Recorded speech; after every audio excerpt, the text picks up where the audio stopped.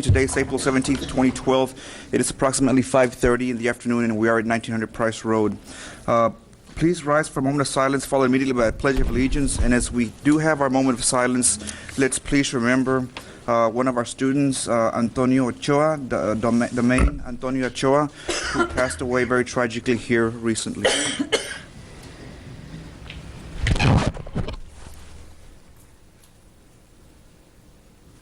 Please face the flag. I pledge allegiance to the flag of the United States of America and to the republic for which it stands, one nation, under God, indivisible, with liberty and justice for all. On the Texas flag, I pledge allegiance to thee, Texas, one state, under God, one and indivisible.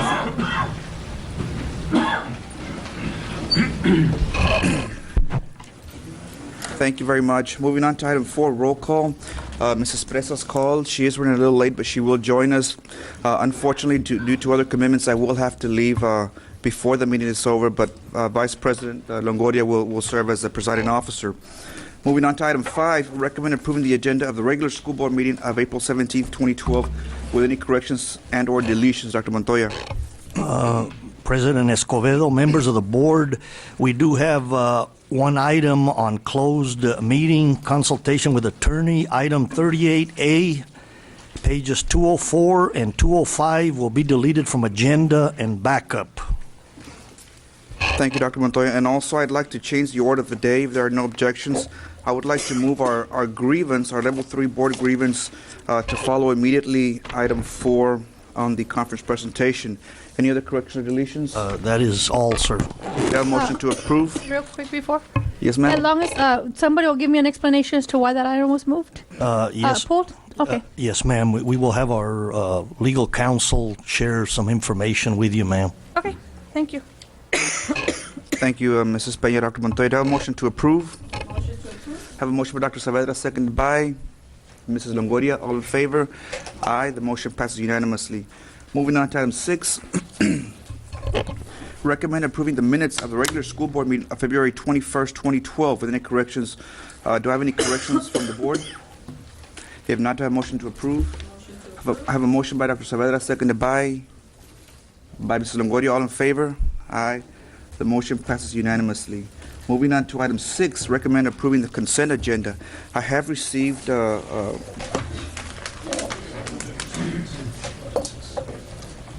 I meant 7. What did I say?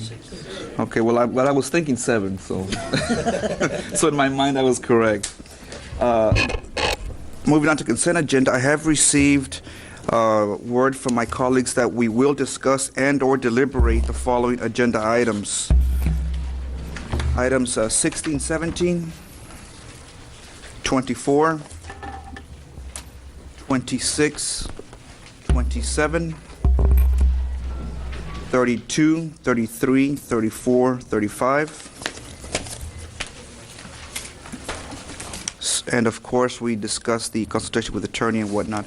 So one more time, we will discuss and or deliberate 16, 17, 24, 26, 27, 32, 33, 34, and 35. Do I have a motion to approve the consent agenda? Move to approve.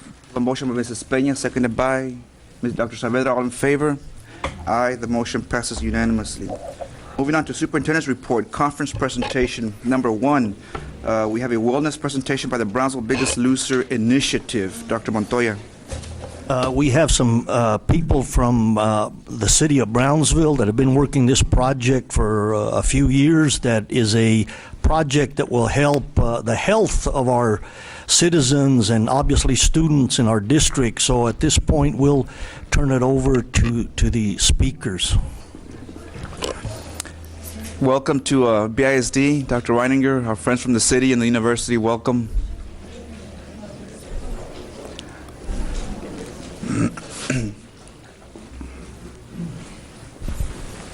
Thank you so much for having us here today, and it's our pleasure to speak with you this afternoon.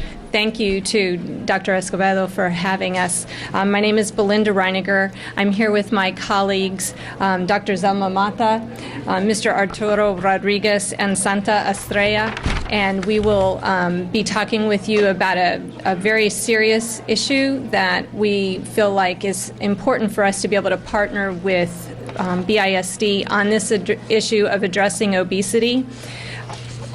We actually represent a large group of people, a large coalition of individuals and organizations that have the desire to make Brownsville the healthiest and most desirable place to live in the state of Texas. And we've been very privileged to work with Dr. Escobedo, Ms. Larasquitu, Mr. Pembleton, Ms. Castillo with BISD in the past, and we feel like we have the potential to do so much more with your blessing and your support.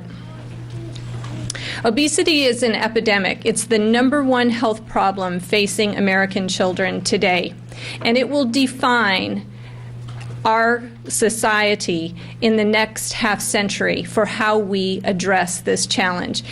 It is a very complex challenge, however, and so I'm going to present some information about the complexity of it and how we as a coalition are looking to address this problem in a very comprehensive way. Obesity is defined by the Centers for Disease Control as a label for the range of weight that is greater than what would be considered healthy for someone's height. So it's a relationship between height and weight.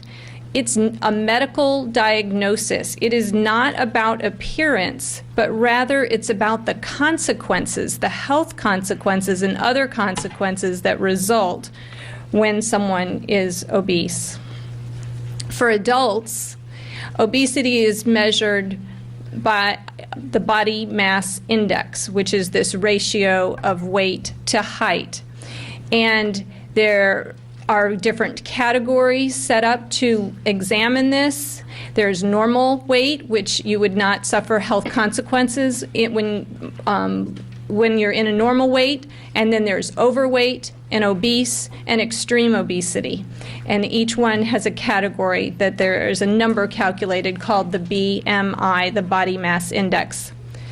Children also have a growth chart where they look at body mass index, but then they look at it for children because of differences in body fat by gender and age. They look at it for boys and girls, and it changes over time. But children who are between the 85th and 95th percentile of this ratio of height to weight are considered overweight, and then those above 95th percentile are considered obese. So why do we care about obesity and BMI and all of this information?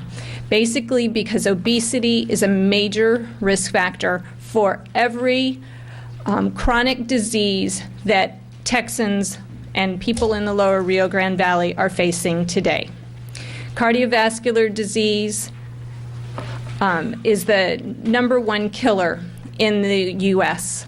High total cholesterol, blood pressures, type 2 diabetes, driven by obesity. Liver disease, certain cancers, osteoporosis are all the consequences that I mentioned when I started of obesity. Two that I think BISD would be particularly interested in noting, one because you're an employer of many people, and because the students you are teaching have then these consequences as well, are increased absenteeism and loss of productivity, having to be taken out of school or missing work because of health consequences, going to the doctor, things like that. So absenteeism and productivity are also consequences for why we care about obesity. So when we look at this, the idea here of obesity, we see that there are poor physical health consequences that arise. We also, such as type 2 diabetes. And as you know, we now are having children in our district here being diagnosed with type 2 diabetes, which used to be an adult onset disease. It no longer is. We also see hypertension, and we see back pain as just some examples of the poor physical health. We also note that there are emotional health consequences. Poor emotional health can result as well. Things like depression and negative body image. can result from someone who is also facing obesity. And then finally, there are poor social health consequences, including stigma, discrimination, and bullying. I want to show you some maps about what's happening in our country and in our state around obesity. And this is just looking at the U.S. adults. These maps begin in 1985. The colors, the black color represents that there was no data being collected at that time point for the country, or in this case, in a particular state. The light blue represents that less than 10% of that state's population would have been classified as obese. And then a little bit darker blue represents 10% to 14%. So the next category. I'm going to move through these quickly so that you get a sense of how things have changed since 1985. As you can see, the states begin to get colored. The states begin collecting these data. By 1987, Texas is collecting data, and we have between 10 and 14%. We go back to having this 10 to 14%. It's now 1990. The country as a whole is becoming heavier. Now we add a new category. 15 to 19% of these states in the darker blue are now classified as obese. The country begins getting darker. Texas in 1994 has 15 to 19% of our adults classified as obese. And now we've added a new color. By 1997, 20 to 24% of these states now are classified as obese. By 1999, Texas has joined the crowd. By 2000, it spreads, and by 2001, we add a new category. 25 to 30% of these states now are classified as obese. Texas joins that crowd in 2004. By 2005, we add a new category. 30 to 34% of these states now are classified as obese. And by 2010, Texas has joined the crowd with 30 to 34% of our adults classified as obese. You may hope, like I would, that the youth have not followed suit. Unfortunately, that is not the case. This is based on national data that of U.S. children, the rates of obesity. At the far left, you see 1963 to 69, very few of our children were obese. And of our 6 to 11-year-olds, represented in blue, and as well in our 12 to 19-year-olds, represented in green. Very few were represented as being obese, but as you can see, by 2007, 2008, that number has just continued to grow. This was for the U.S. In this slide, what we show is what's happening in Texas. And you can see here in green, these are the fourth graders. The first set of numbers to the far left are the 2000 to 2002 age range. 2000 to 2002, and then on the right-hand side is 04, 05 years. So looking at a comparison. So our fourth graders actually made a little progress in the right direction. They were getting slimmer for their height. This is the eighth graders, also a slight decrease, but our 11th graders didn't fare so well. They were getting heavier by the 04, 05 years. As we look at this by ethnicity, I just want to point out to you that Hispanics collectively and Mexican Americans, particularly in the U.S. data, are heavier than other ethnic groups. One other final point I want to make about this is that our data locally from a randomized control cohort study that we have in place, our estimates are that 50% of our population here in Brownsville is obese. So we feel like these numbers in these charts I just showed you are actually underrepresentations of the issue. Now, the complexity of this is great. We basically live in an environment that has kept us from moving. We see children watching TV, playing computers, playing video games. for up to 6 hours a day. We show adults not faring much better with 6.5 hours a day plus internet time. Parents may have safety concerns which restrict their children from going outside and moving and jumping and playing and burning those calories. And we see nationally that there are decreases in time spent in PE, which would be another avenue for children to get physical activity. We also, while we're moving less, we're also eating more, and we're eating empty calories, including we're educating our children. Cheerios counting 1, 2, 3, M&Ms counting board books. We start very young in teaching our children the junk food is part of a diet. It's no longer a treat, it's a natural, everyday choice. And it's no wonder. Food advertising spends billions of dollars to make us think that this is correct. $7 billion spent on advertising for food, beverages, and candy, and $5 billion more spent on convincing us that restaurants and fast food is the only way to eat. So basically, we live in a toxic environment where inexpensive, unhealthy food is available everywhere. Beat diabetes, buy 5 Junior Frosties for $1, right? The portion sizes have gone out of control, and basically eating as a family at home is a long forgotten thought. One important point about all of this from an academic point of view is there's recent data that confirms again that children who are fit, measured by what we know as our fitness grams, have better academic performance than children who are not fit. And in particular, I found this interesting, that those with cardiovascular fitness showed a dose-response association with academic performance, which basically means the more fit you are from a cardiovascular point of view, the better your academics. They relate directly. Cardiovascular fitness, when we think about that, this is the ability to run and jump, and your heart is beating faster, and you're moving and you're sweating, and you can sustain that. When you can do that, you have cardiovascular fitness. That's what we need our kids to do based on this study and others to improve academic performance. This study, I want you to know, was not a small study. It was based on 254,000 children in Texas. BISD is already doing some wonderful things to help address obesity. You've implemented the CATCH program in your elementary schools, which help promote health across PE, cafeteria, and the classroom.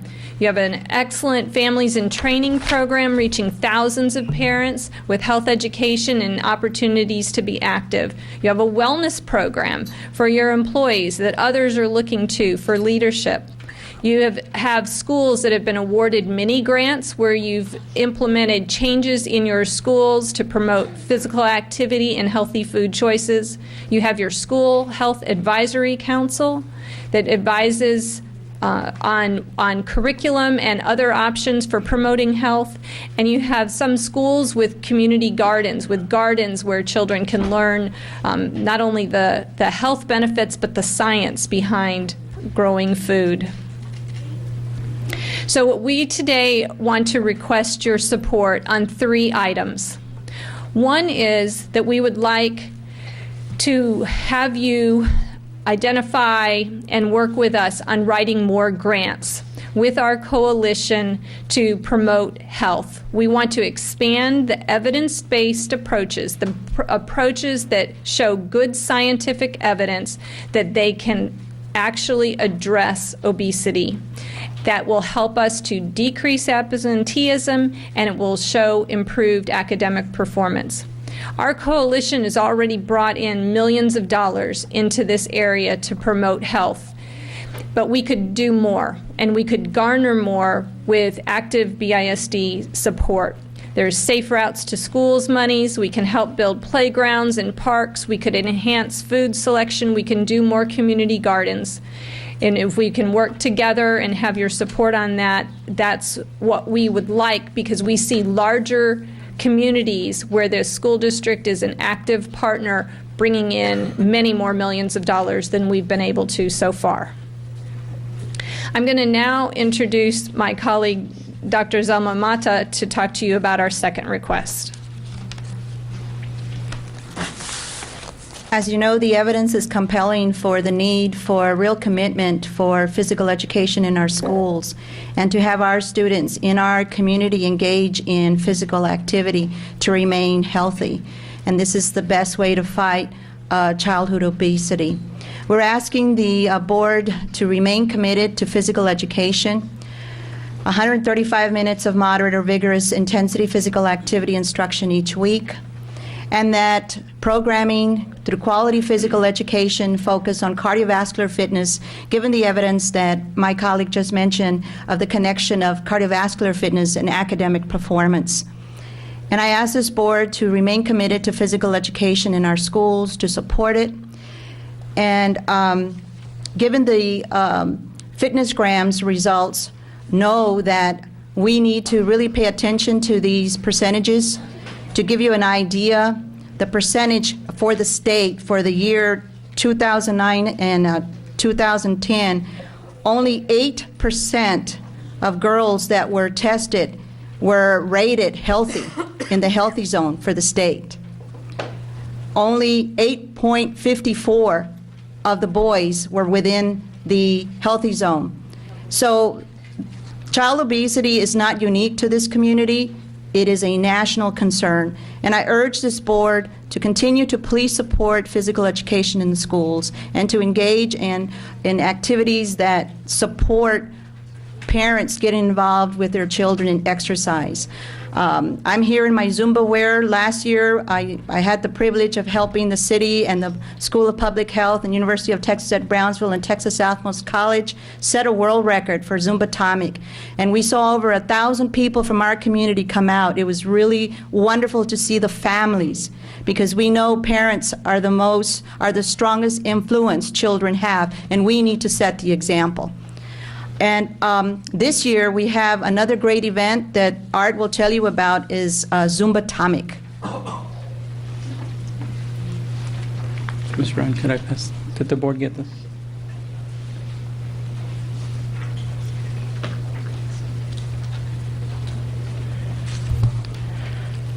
Honorable Board Chairman, members, honorable members, good afternoon. Art Rodriguez with the City of Brownsville Health Department. Let me begin by saying in 2008, Dr. Reiniger and us met to what at the time was going to be a city wellness program for the City of Brownsville. We quickly realized that we needed to go past this and do more. The support for having a community-wide events was huge. So we began what's known as Brownsville's Biggest Loser Challenge. We're in our third year. Every year we have a bigger enrollment than the year before, and we see that there is a thirst and a hunger out there, not for food, but for physical activity. We see that families want to come out and do family-related activities. We hear after the surveys, families saying we need other activities than going to the movies and going out to eat. That's good, that's positive, but you can only do so much of that before bicycling and other activities take event. So what we have for you here is what we want to do is the Zumbatomic event, which will be on Saturday, April 28th, 2012. Everyone is welcome to participate in the Zumbatomic event. There is a 30-minute time period from where the Guineas judge will judge the people dancing, but everyone is welcome to attend, especially those ages 15 and under who will be counted for the record. These are just some numbers, and I don't want to go too much into the numbers other than we are seeing positive changes every year with our Biggest Loser events. Through presently, we've been able to gauge 2,030 pounds lost through the event. As mentioned earlier, we did the largest Zumba class last year.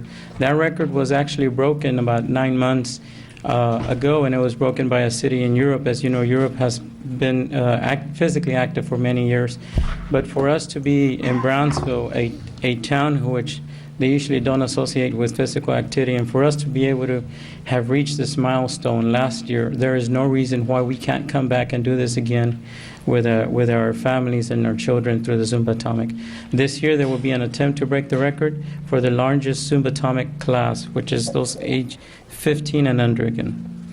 Any middle and high schoolers who will attend, we ask that they bring their ID, and there's actually a waiver and a parental notice that at the gate needs to be turned in. This is a photograph of last year's event. And we did have children of all ages attend that event. There will be some competition between BISD schools, charter and private. Prizes will be awarded to the top 3 Brownsville elementary and secondary schools with the most percentage participation in the Zumba Atomic event. Cash awards are first place $500, second place $250, and third place $150 for elementary and secondary schools. This is for all ages again. How can we be involved as community partners? We can, as they mentioned, through our first 2 aims, which is through grant writing and through being wellness partners. We also want everyone to come out on April 28th. Gates open at 9. Event starts around 10 a.m. at the Brownsville Sports Park.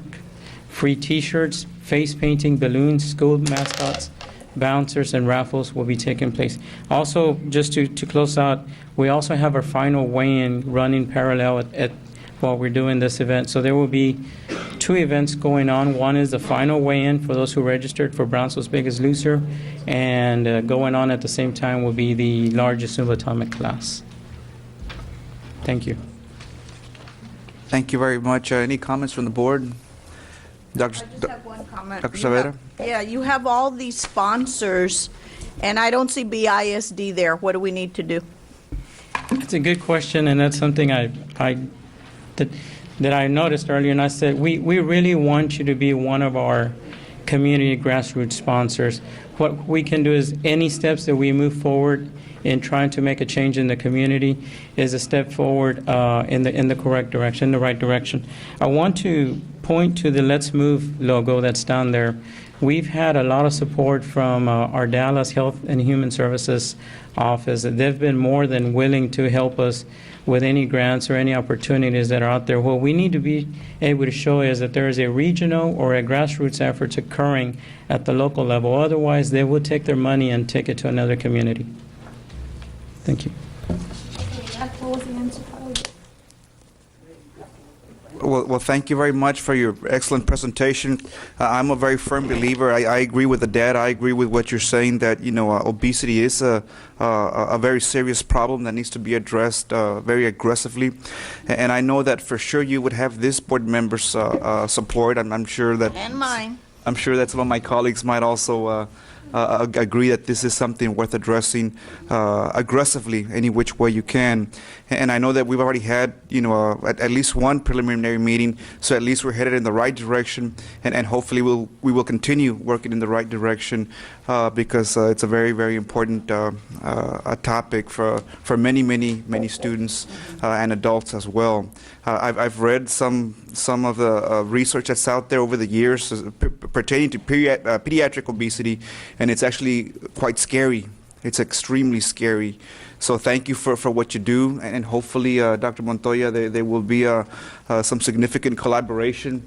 This Zumba Tonic, is that what it's, Zumba Tonic? That might be something that perhaps we could cover with our television crew as well. It's something that's very important. So hopefully the communication will be there as well as a collaboration. So thank you very much for your presentation. Thank you very much for your time. Moving on to item 2, recognition of state visual arts scholastic events qualifiers. Dr. Montoya. Dr. Escobedo, members of the board, we had a group of 21 art students from Hanna, Lopez, Pace, supporter and veterans. I went to the state competition in Bryan, Texas here in April. They did very well, and we're very proud of our art students. We have a very successful arts and fine arts program, and this just assists in continuing that process. Dr. Rendon, if you'll go ahead and explain this process. Thank you. Good evening, Dr. Montoya, Dr. Escobedo, and BISD board members. It is my honor to present a group of excellent young high school artists who relentlessly pursue excellence of expression through their creativity and visual art.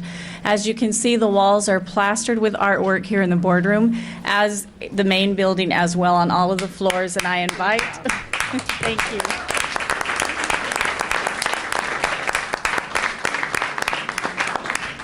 We will be having a reception on Friday here in the main office at 6 o'clock that we invite all of you all to please come and view the artwork that you see displayed here.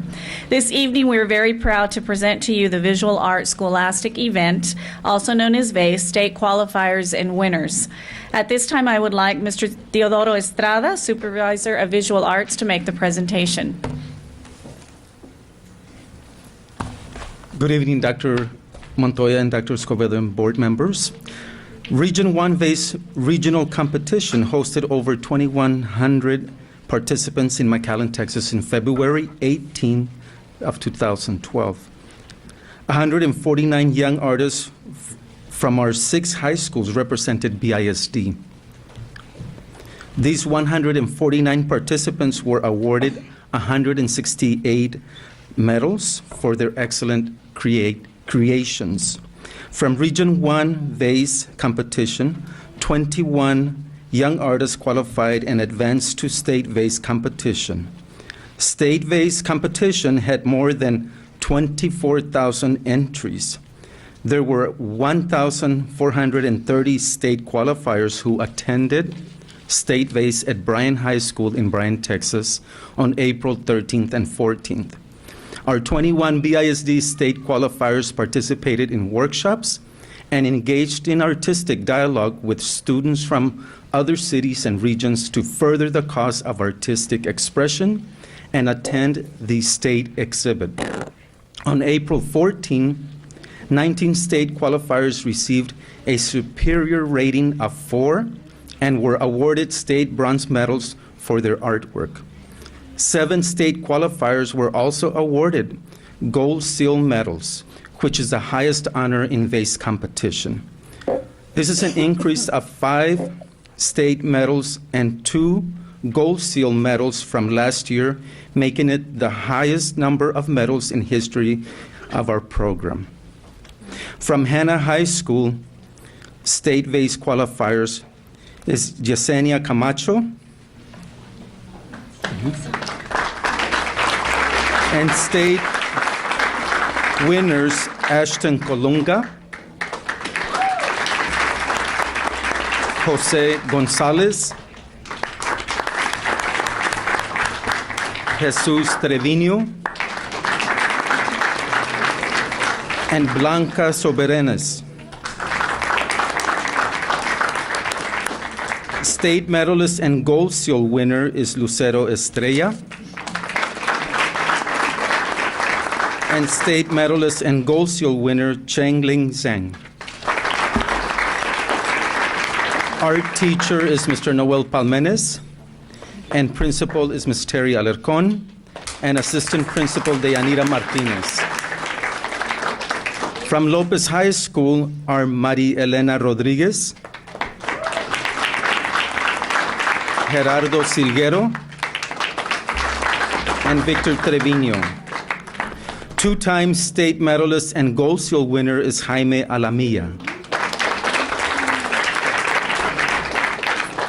For his 3rd consecutive year in a row in state medalist and Gold Seal winner is Rodrigo Hernandez, absent today. Art teachers are Pete Martinez and Marie Munoz, and principal is Ms. Dalia Aguilar, and assistant principal Maria Lepre.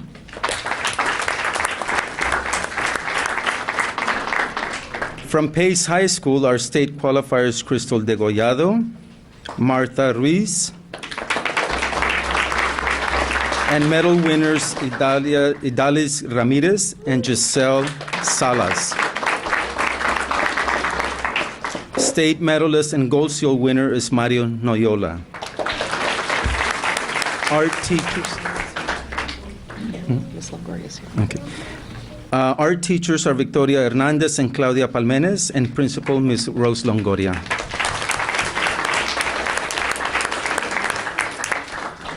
From Porter High School, Stacy Garcia and her art teacher, Stacy Garza, excuse me, and her art teacher, Mr. Trejo. Principal, Ms. Liz Valdez. From Veterans Memorial High School, state qualifier Anaí Ramirez, and medalist and gold seal winners Cristina Garza and Eduardo Sanchez. Art teacher Javier Barbosa, and principal Ms. Mary Solis.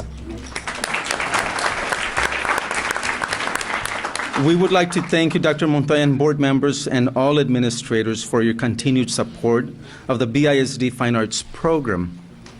It is because of the support that our students have the opportunity to excel at the district, region, and state and national levels. Thank you very much.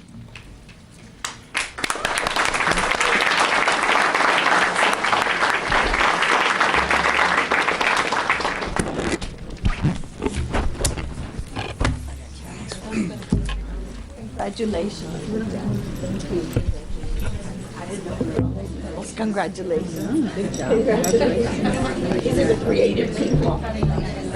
Congratulations.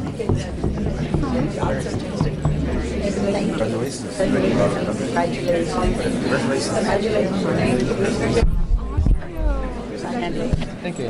Sir, I'm so proud of you. Congratulations. Thank you. Oh, thank you. Here's a candy. Big job. You know, sir, it's been a while. Thank you, man. You're very welcome. Thank you very much. Thank you very much. Thank you very much. For the kids. For the kids, ma'am. Thank you, sweetheart. Thank you. Congratulations. Thank you. Congratulations. Thank you. Thank you. Congratulations. Congratulations, huh? Congratulations. Thank you. I get the world's finest chocolate. Congratulations. For the kids. Congratulations, sweetheart. Congratulations. Ma'am, how you doing? Congratulations. Great job. Candy for the kids. Great job. I'm sorry. Congratulations. Congratulations. I feel bad. I gave candy. Hi. Did everything work out? Yes, yes. Thank you. Good job. All the way to the back, please. I feel bad I gave him candy, but it's the way it works. I know, right?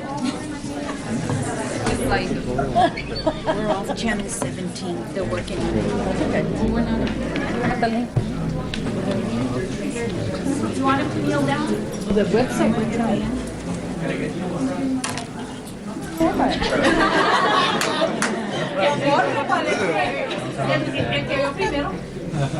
The ones in the back stand on their toes.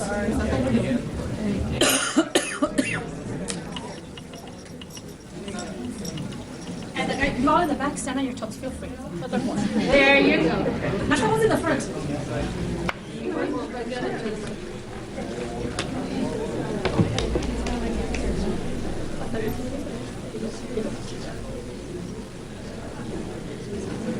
Okay, 1, 2, 3.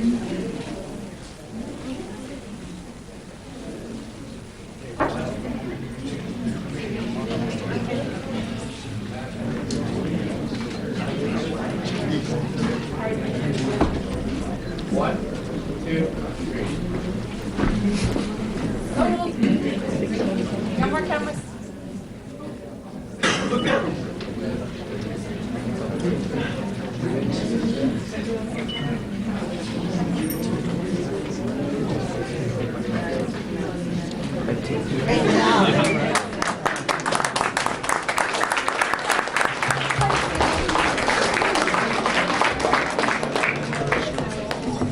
Can you use for the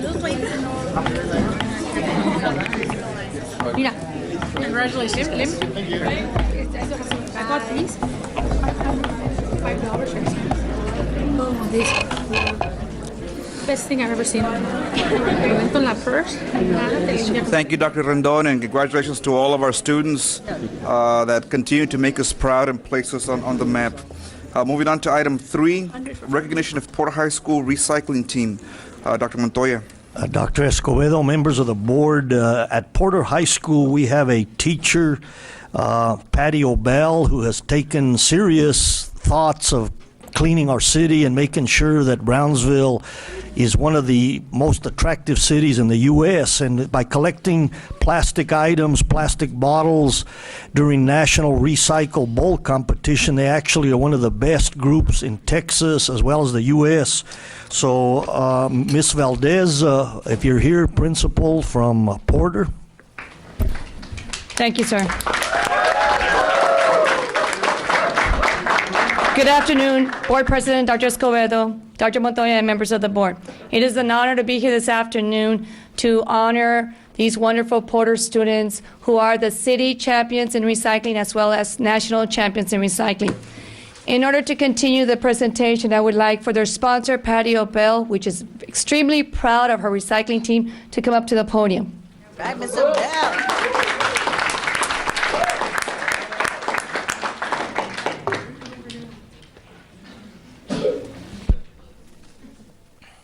Good afternoon, members of the board, Dr. Montoya.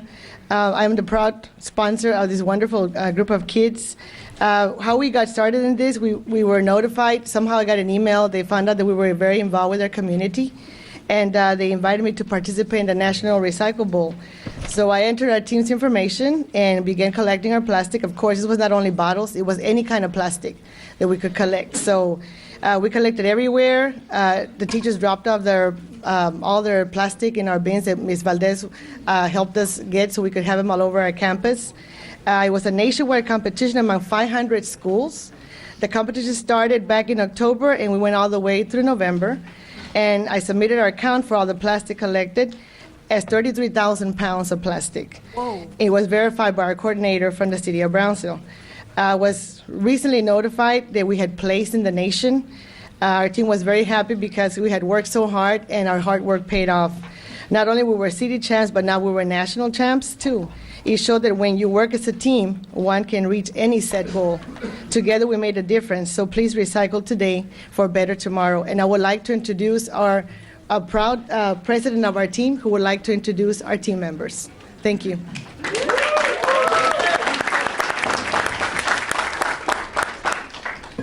Good afternoon. I am Jesus Sanchez, the proud president of the Porter Nation Recycling Team. At this time, I would like to introduce the hardworking members of the Porter Nation Recycling Team. First off, the vice president of the recycling team, Sergio Limas.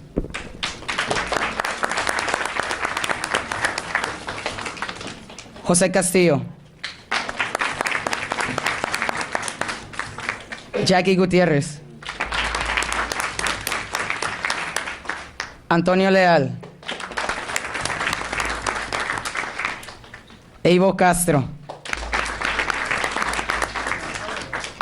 Mario Jiménez. Saúl Longoria. José Elizondo. Robert López. Alex Garcia. Felicia Martinez.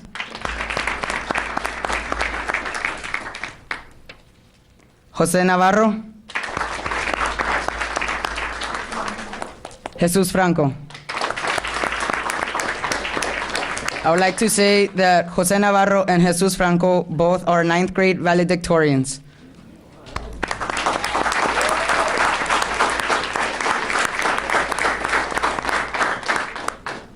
I would also like to recognize our proud sponsors. They couldn't make it at this event, Mr. Fausto Martinez and Ms. Jillian Zimmer, but our proudest sponsor, Ms. Patty O'Bell.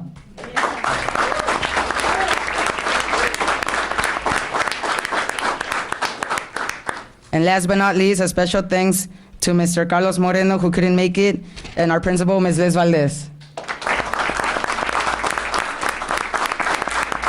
Thank you. Their motto was no bottle left behind, and literally no bottle was left behind. That's cute. Thank you. You helped us a lot. Thank you, because you'd go to the baseball parks and pick up bottles there for us, so thank you. Thank you for all you're doing. Thank you for all your help. Thank you. Thank you so much. Thank you for everything. Congratulations. Thank you. Keep it up. Don't let it stop here. Thank you. Keep it up. Don't let it stop here. Congratulations. Thank you. Very happy for all this. Congratulations. Very proud of you. Thank you. Congratulations. Great job. All the way to the back, please. Some more here. All the way to the back. Congratulations. Great job. Congratulations. All the way to the back. Yeah, very welcome. Congratulations. Thank you. Congratulations. We figure you do a lot of exercise. For you guys too. Hey, good job. I'll go to the back.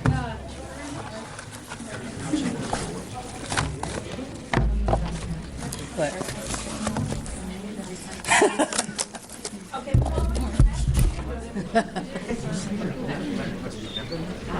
look at that. That's cool. How cute. 1, 2, 3. 4, 5, 6.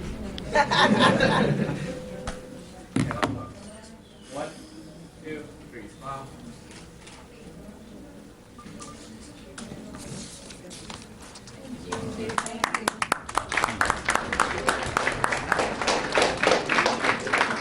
Can we get someone to fix that wire? Do you have any more presentations? Well, thank you, Ms. Obel, for your dedication and congratulations, and a big heartfelt thank you to all of you that participated in this recycling endeavor, something that we need to focus more of, all of us. So thank you for your dedication, and thank you for your interest in protecting and preserving our environment. Moving on to item 4. Recognition of all CTE students for participation at the state conference. Dr. Montoya. Dr. Escobedo, members of the board, we have a very strong career and technology program that allows a lot of our students to gain skills, not only academically, but related to career areas that will help them in the future. So at this time, let's see, I think Ms. Monfiles, if you'll go ahead and begin this process. Dr. Montoya, Mr. President, members of the board, Maury Werner will do the introductions of the teams that competed at the state conference and that placed. Mr. Werner. Good evening, Dr. Montoya, board members. It's an honor this evening to be able to introduce a very fine group of young men and women who will participate in our state competition. Each of them did exceptionally well this year at the state level, and I think they deserve attention. Our first group comes to us from Pace High School. Principal Rose Longoria, teachers Nancy Ortiz and Elizabeth Guzman.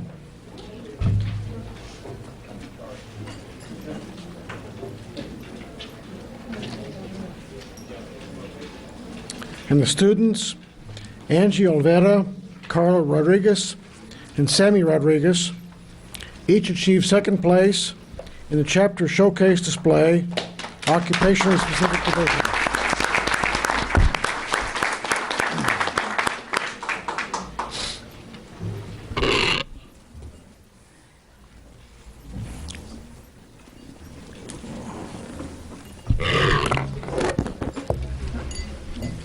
Congratulations. Thank you. Congratulations. Thank you for all you do.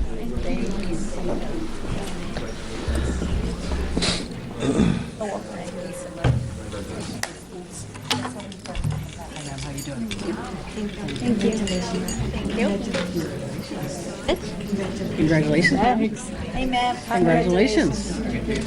Yes, thank you very Process much. 3. Congratulations. Oh, you're very welcome. We missed your candies. Oh, Here's yes. your candies. Okay, love. All the way to the back.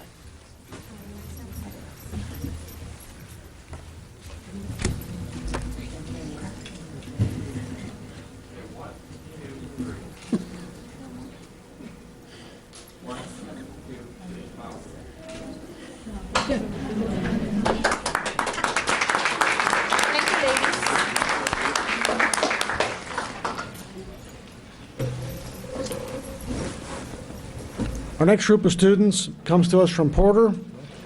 Liz Valdez, principal.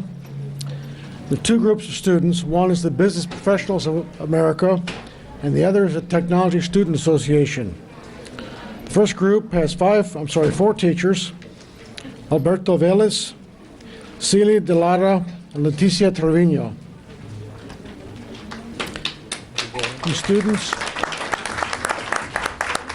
Our students are Aulani Shanti Coelho, Ana Maria Loreto, Lupita Barba.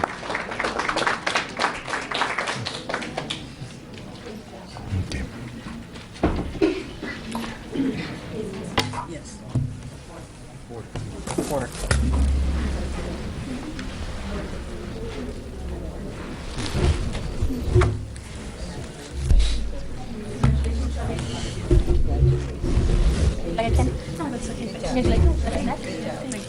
Congratulations. Congratulations. Like a snack to hold you over for dinner. Chocolate? What chocolate is it? Thank you. Like a snack? Oh, thank you.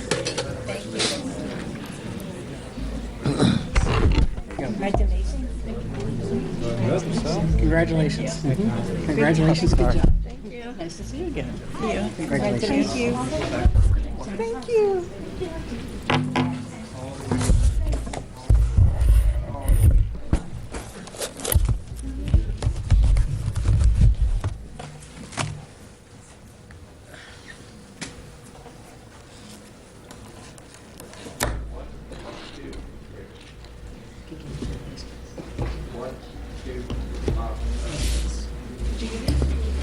Congratulations.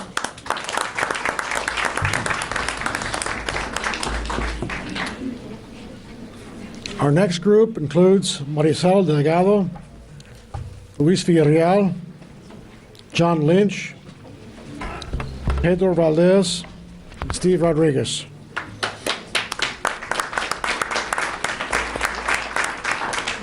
The students include Marla Rodriguez, Jacob Benavides, Sergio Rimas, Carlos Ceballos, Sylvia Chapa, Julie Ballou, Jacob Benavides, Jose Luis Elizondo, Sergio Limas, Alex Herrera,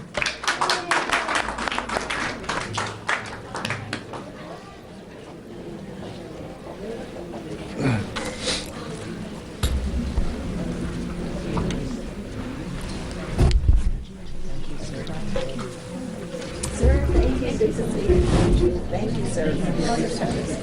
Thank you for all your service. Thank you. Congratulations. Great job. Congratulations. Very proud of you. Congratulations. Congratulations, ma'am. Congratulations, sir. Congratulations, sir. Congratulations, sir. Congratulations. Congratulations, sir. Great job, sir. Congratulations, sir. Thank you. Way to represent. I'm just ready to help them. Good job. Congratulations. Before. Congratulations. Thank you. Congratulations. Thank you. Great job. Congratulations. Thank you. Congratulations. Congratulations. Thank you. Congratulations.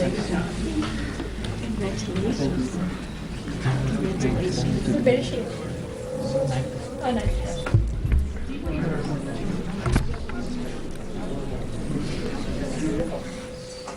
There you go.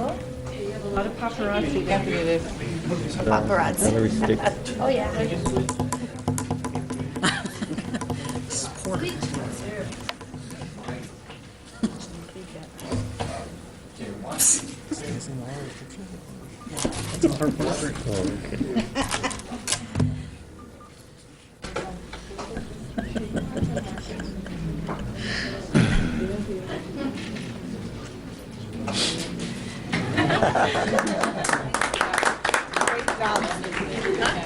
I know. Chocolate's good for you. Dark. Yes. It is dark. It is dark. Our next group comes to us from Rivera, Hector Hernandez, principal, Felisa Van Sice, Juan Torres as teachers. The students include Miguel Alonso, Arisa Alonso, Hector Barajas, Sergio Gamboa, David Rivera, Ivan Sanchez, Cesar Arriaga, Clarissa Garcia, Eduardo Lema, Fernanda Resendez, and Nancy Herrera.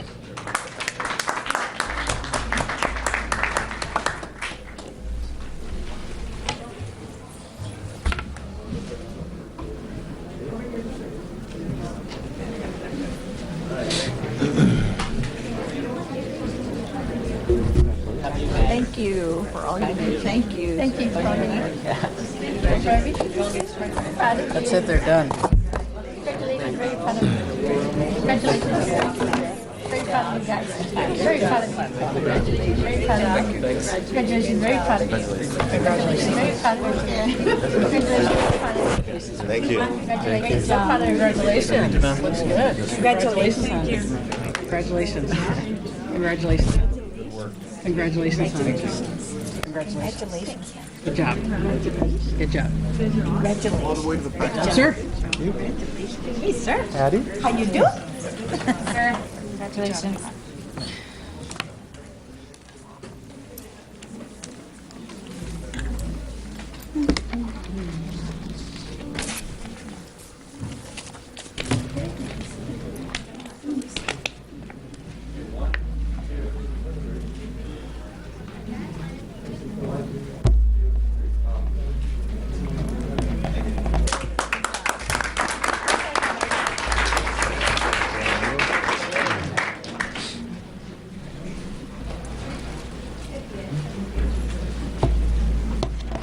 Our next group comes to us from Hannah High School.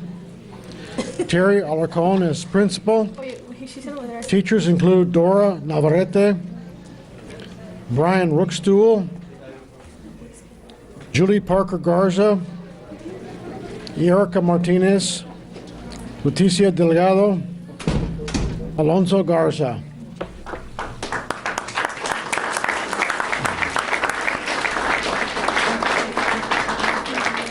The students include Nicole Del Angel, Nicole Gomez, Lady closer. Alejandra Guerra, Very proud of you. Ashley Garza, So proud of you. Annette Salazar, Jaime Noyola, Congratulations. Brandon Muñiz, Jorge Trevino, Thank you. Miguel Torre, Tino Sainz, Tanisha Dominguez, They're still coming. They're still coming. Congratulations. Great. Patty Alvarado, They got ahead of themselves. Dora Gonzalez, Jose Gonzalez, Congratulations. Very proud of you. Kevin Casas, Congratulations. Abigail Nunez, Congratulations. Abby Chavez, Congratulations. Jessica Cruz, Jackie Acosta, Congratulations. Corina Rodriguez, Aleli Silguero, Raul Tesoro, Mikala Sandena, Ricky Mendoza, and Neil Nino. Thank you. Good job, sweetheart. All the way to the back. Congratulations. Wait, one more. Wait, just a second. Just a second. Let's get him to get a boost. Congratulations. Good job. All the way to the back, please. Guys, I'm going to give him a hard time. Go to the back now. Yes. Everyone has a fair turn. Patience, it's a virtue. Come forward. Almost to the sides. Yeah. Is here, Isaac is here, and Jose is here. Okay, so we forget everybody else. And Miss Lapri is here, the Well, yeah, she's there again. That's her again. Okay, yeah. She just wants to make sure that you...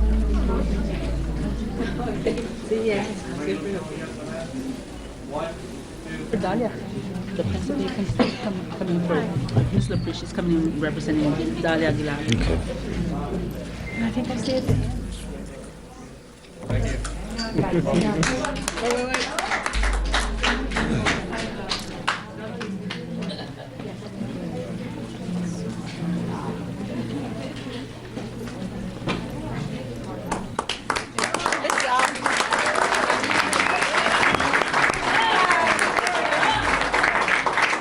Remember the old 35? Yeah. Oh, yeah. The only thing is we couldn't see it right away. Congratulations.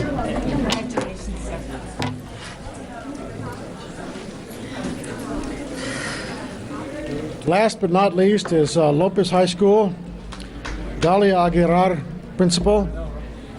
The instructor is Gordon Batzel, who I understand broke his leg today in Clinton's class. In his absence, Marianne Flores is representing him. Students are Gloria Velasco, Isaac Castillo, Jose Carrillo.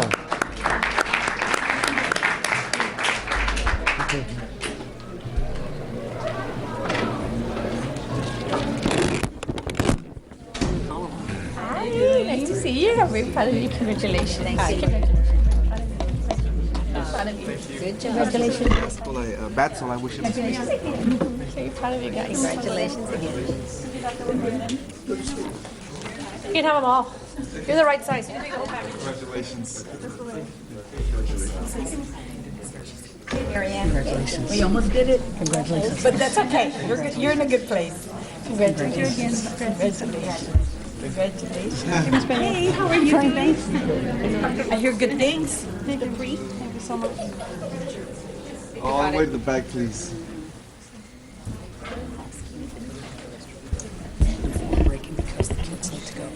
Miss Flores, you need to get in here. Miss Flores. Don't pull that. They can take it with your camera, Miss Flores. They can. Here we go. Okay, 1, 2, 3. 1, 2, 3. One more. Don't move. Another little camera. 1, 2, 3. 1, 2, 3. Smile. All right. Way to go. Thank you.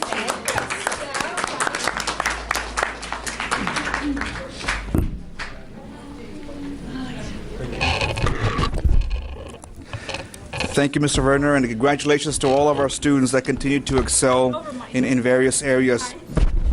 I know that we had changed the order of the day, but if there's no objections from the board, since we have our students already waiting for us, we'd like to go over number 5 if there are no objections. If not, we'll go ahead and item number 5, recognition of Rivera High School golf students and Coach Baldo Ramos. Dr. Montoya. Dr. Escobedo, members of the board, golf is a door for some students to not only improve athletically, but also it helps them in building self-esteem and many other things. But we have our athletic coordinator here from Rivera High School. So, sir, if you'll go ahead and explain everything. Dr. Escobedo, Dr. Montoya, members of the board, thank you for having us here. My name is David Cantu, the athletic coordinator, and it is an honor to have some of our golf students be introduced to you. At Rivera High School, we take great pride in our athletic programs, all of our teams, in allowing anybody and welcoming any student to take part. And and so again, we have teams in 13 different areas, and I'm very proud of all our students. I do want to take a moment, and I want to personally, publicly thank Ms. Minerva Peña and Dr. Montoya. We recently had a loss in our athletic program of a student, and Ms. Peña was there every step of the way, and Dr. Montoya was there, and I just want to say thank you publicly. It was very important that we had your support, and it was just, thank you very much. And Again, very lucky, very fortunate to have a principal like Mr. Hernandez that I work hand in hand with in athletics. And at this time, it's an honor to bring up Coach Baldo Ramos, our golf coach.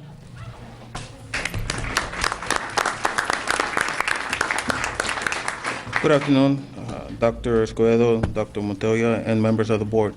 I would like to recognize this year Rivera High School golf team members. Some of them were not able to attend due to prior commitments. Lily Padilla, Sandra Reyes, Carolina Rodriguez, Hector Rodriguez, Michael Rodriguez, Eduardo Garcia Moreno. Present is Tommy Garcia. She plays 6, alternate in the district.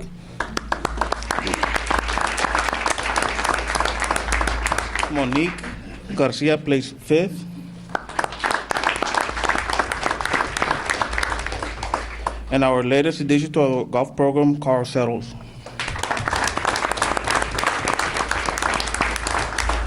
This young man is, with challenges, has embraced the sport. The entire team has welcomed his positive attitude, his camaraderie he brings to this program. We're proud and honored to have Carl Settles. I would like to thank our parents and support that support our students and the golf programs at Rivera High School. I would like to thank you, the board, for allowing us to recognize our students. Thank you.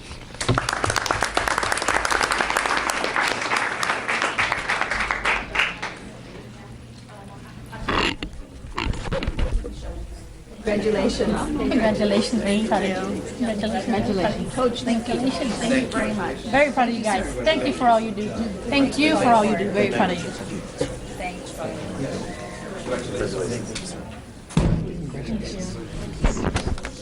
Congratulations. Congratulations.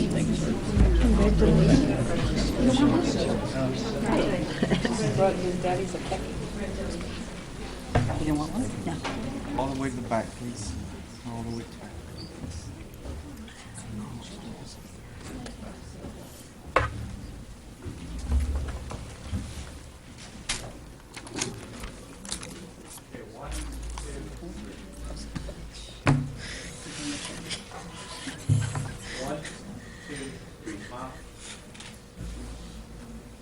Thank you.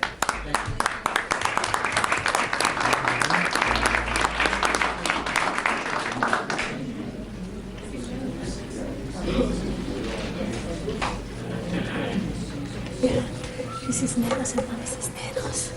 I think they're related to Arturo Cisneros. 6, and that'll show. Thank you, Coach. Congratulations to Mr. Ramos. Thank you for your dedication and to our students who are excelling in golf. I'm sure any one of them can golf a lot better than I can, in spite of the many years that I have tried to practice. Again, because we have our employees and students in line, I'd like to go ahead and do item 6, discuss item 6. Presentation of the 2011 University of Texas at Austin exemplary migrant students. Dr. Montoya. Dr. Escobedo, members of the board, we have migrant students in our district that do a lot of traveling, but they truly are some of our best students academically and in activities. And they attended University of Texas, an event to be honored as some of the best students in Texas. So we're very fortunate. And we'll go ahead and turn it over to... Okay, you'll go ahead and do it, ma'am. Go ahead. Good evening. My name is Sylvia Alanis. I'm the coordinator for Migrant Services.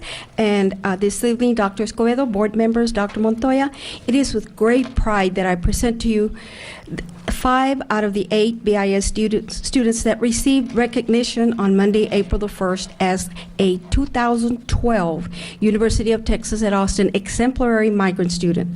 These students were recognized for their academic achievement, participation in extracurricular activities, and community activities, performance, and regards to earning high school credit through the UT distance learning opportunities, and of course, their migrant obstacles that they've overcome. Now, 3 of our students had prior commitments and can't be with us tonight. That would be Christina Hernandez from Hanna High School, Aaron Mejia from Lopez High School, but I do want to take a few moments here to let you all know that Aaron was not only recognized as an exemplary migrant student, but he received the distinct honor of being named top exemplary migrant student from the state of Texas, and he received a $2,000 scholarship from ExxonMobil for this recognition. However, he had a prior commitment and couldn't be with us tonight. And the other young man that is unable to be with us tonight is from Rivera High School. That is Jesus Fernandez. Okay, tonight, representing Lopez High School, we have senior Aldo Alonso and his mom, Idalia Alonso.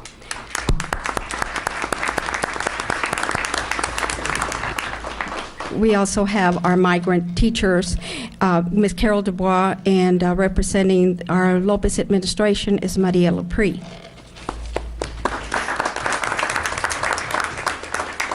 From Pace High School this evening, we have our exemplary migrant student, senior Cynthia Rangel and her mom, Magdalena Rangel. We also have senior Alvaro Rodriguez and his mother, Graciela Vega. Our migrant teacher, Kathy Tamayo, and our school principal, Rose Longoria.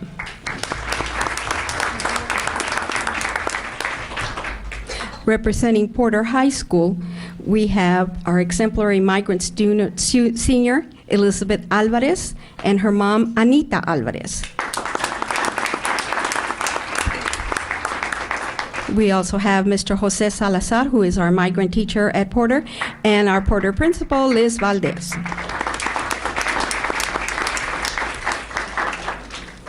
And from Rivera High School this evening, we have exemplary migrant student senior Mercelene Martinez and her mom, Mirza Martinez.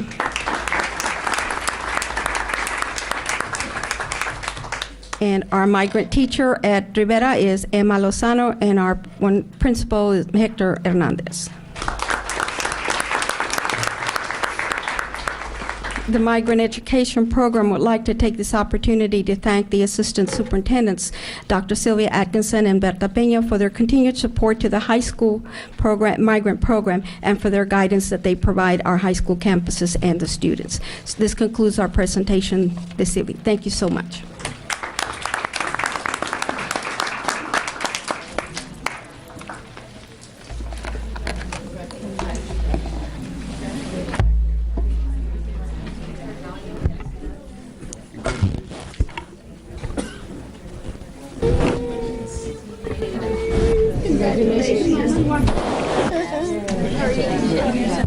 Congratulations again.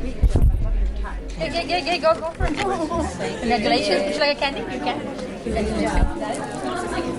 Congratulations. Parece su hermano, no su hijo. Would you like a candy? Congratulations.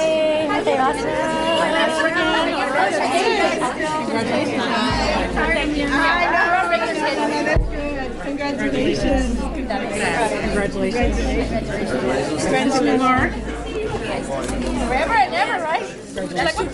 Just one. Congratulations. See, no, it's finished. Hello, my love. How are you doing? We're okay. Congratulations. Congratulations. Gracias. Congratulations, son. Congratulations. Congratulations, son. You look beautiful. I love that dress. Congratulations. Congratulations. I want one of my size. Do you think so? Congratulations. Nice try. Congratulations. Great job, man. We're so proud of you and your department. He's in the picture. Yes, absolutely. Get in there. Okay.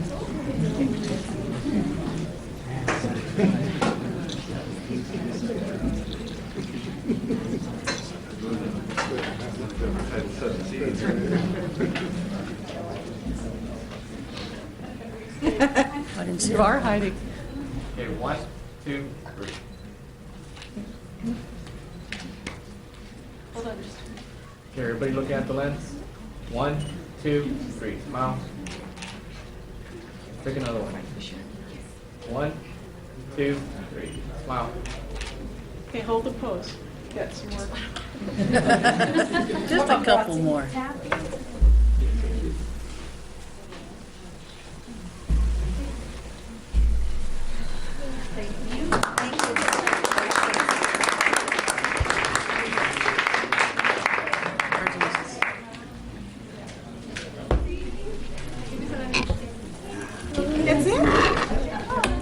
Bye. Take care. Have a good night.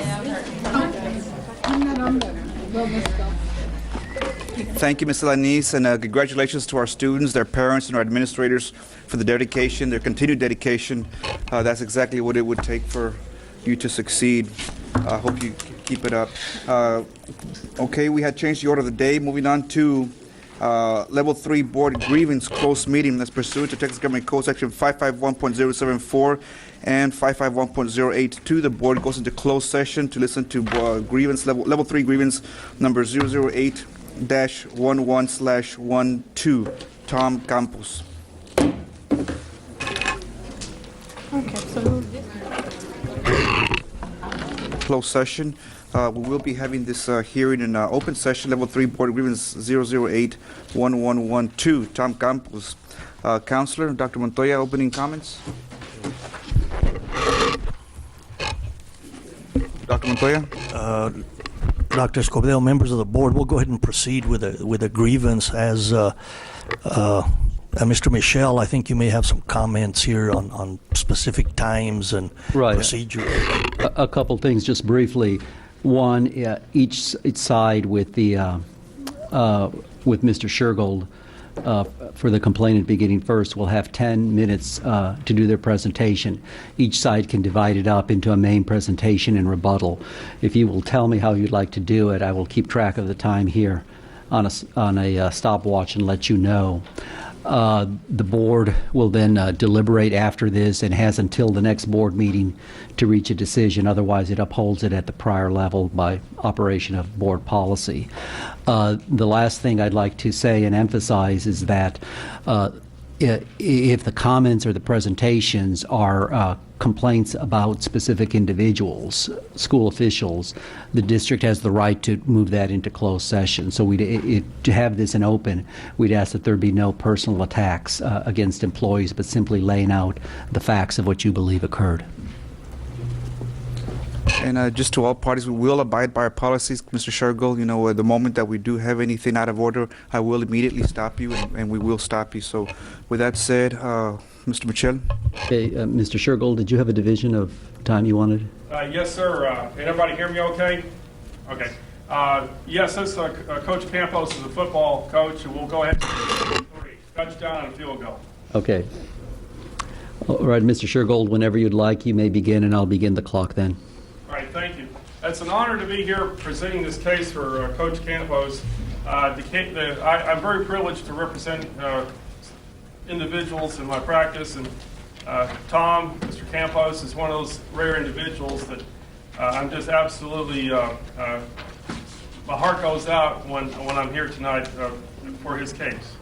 Coach Campos is a man of integrity, a man of honor, that I believe that everyone here in this room could not disagree with. His issue came about on or about December of 2011 when he was evaluated around December the 14th of 2011, and he was evaluated by two administrators, one being Tom Chavez and one being Ms. Terry Arcorn, the principal, and Mr. Chavez being the former athletic director of the school district. The evaluation that my client had been received, he was not in agreement with. He was rated substandardly on issues regarding the ability to communicate. And that's going to come into play in this case, or in this grievance, because Mr. Campos' theory and his complaint is that since he spoke out on matters of public concern as a citizen of the United States, as a person who's entrusted to abide by the Constitution, that he was retaliated against by the school district and some of its representatives because of the fact that he did exercise his First Amendment rights, and as a result received a reassignment from a head coaching job at Hannah High School to a classroom in an ISS assignment at Lopez. Now that is what my old coach used to say, a change of assignments on the team. So My client basically has three issues that he spoke out on. One was the safety of the students at his school. Sometime prior, before the reassignment, he spoke out and he wrote an email to his principal and other administrators concerning what to do in a situation where a student athlete is injured on the field or on the basketball floor. A situation occurred where a young student was injured in a basketball game.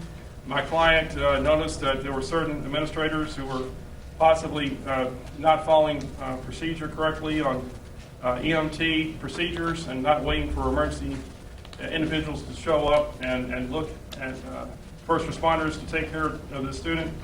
And my client basically wrote an email shortly after the incident and basically asked that that procedure be followed. Second incident happened to do with a colleague that he realized was not getting paid for services that they were doing as an assistant coach.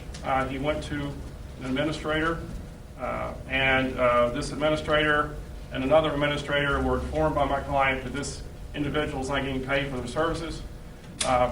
And there was some conflict, I'll say in a nice way, that occurred between his supervisor, meaning the administrator who was in charge of him, and Mr. Campbell's for bringing this up. The third issue was my client's understanding that the STAMP program, that there was some information that he had learned that certain students were being told that they were going to get free, they were going to get free scholarships to go to Texas A&M University, provided that they enrolled in the STAMP program. My client, Mr. Campos, made a phone call up to the lead director of admissions or director of admissions at Texas A&M University. As a citizen, he took it on his own to do that, found out that that wasn't true. Then he was confronted by certain members of administration as to whether he made that phone call to glean that information. And Tom Campos, he's not afraid of telling the truth. He said, yes, I made the call, and that's the information I found out, and I want to inform and call an assembly and allow the students and the parents to know that this rumor is not true, and I don't want them to be enrolling in this program without knowing the true facts. Well, that all happened in about 2 weeks. All this stuff happened about 2-3 weeks before Tom was put into an ISS classroom and demoted down from head football coaching position. Now, one of the things I want to argue tonight is one of the comments in these evaluations, these, I would say, opinions that were written by the area superintendents. There was a action plan that my client put together at the beginning of the school year on his own. That action plan was used against him after the level 1 hearing officer ruled that it did not comport with the DNA legal. In other words, the level 1 hearing officer stated that this action plan that my client came up with and handed to his principal, that information should not have been used against him. And the level 1 grievance hearing officer, to her credit, opined that that should not have been used against him under that policy. Well, guess what? At the second level hearing, the hearing officer went ahead and reinstituted that action plan against my client, even though the first hearing officer said that that information should never have been used against my client. Should never have been used against my client to transfer him or demote him down to ISS. So we got 2 area superintendents in conflict. Now, you know what's really interesting? I've been in school law for a long time. I've never seen it where the grievant 6 minutes. Thank you. Where the grievant has the right to appeal, and then the school district gets to appeal the decision that was made in the grievance case at the first level. There's no policy, and I made this very clear at the level 2 hearing, that there is no policy that allows the school district to appeal a decision made at level 1 that was for my client. So where does the school district get to appeal a decision that was made at an earlier level? Never. It's not in policy. Never heard of it. The second issue is he's been put into a dead-end job because he's been retaliated against for freedom of speech as a citizen. And you don't have to have money damages to go to federal court on that. Okay? So bottom line is, in that case, it's Anderson versus Pasadena, ISD, and that's a case from the 5th Circuit. Also, win-loss record. This was something that's in the opinion that it was used, that his expectations, he didn't have a winning season. Under Hester versus Canadian ISD, docket number 106-585, and I'll stop for my last 3 minutes. Thank you. Mr. Mitchell. At this point, the administration can present its case in chief.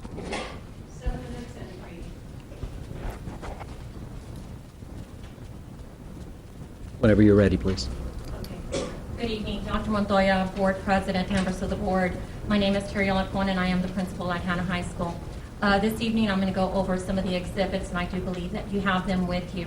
The first one, which is the Hannah Athletic Plan of Action, which was completed by Tom Campos and submitted to me, Terry Alarcon, on August 18, 2011, and that was at the beginning of the school year as a result of my conference with Tom Campos, again, at the beginning of the school year, and conferences that we had towards the end of last year regarding my concerns with the total athletic program at Hannah High School.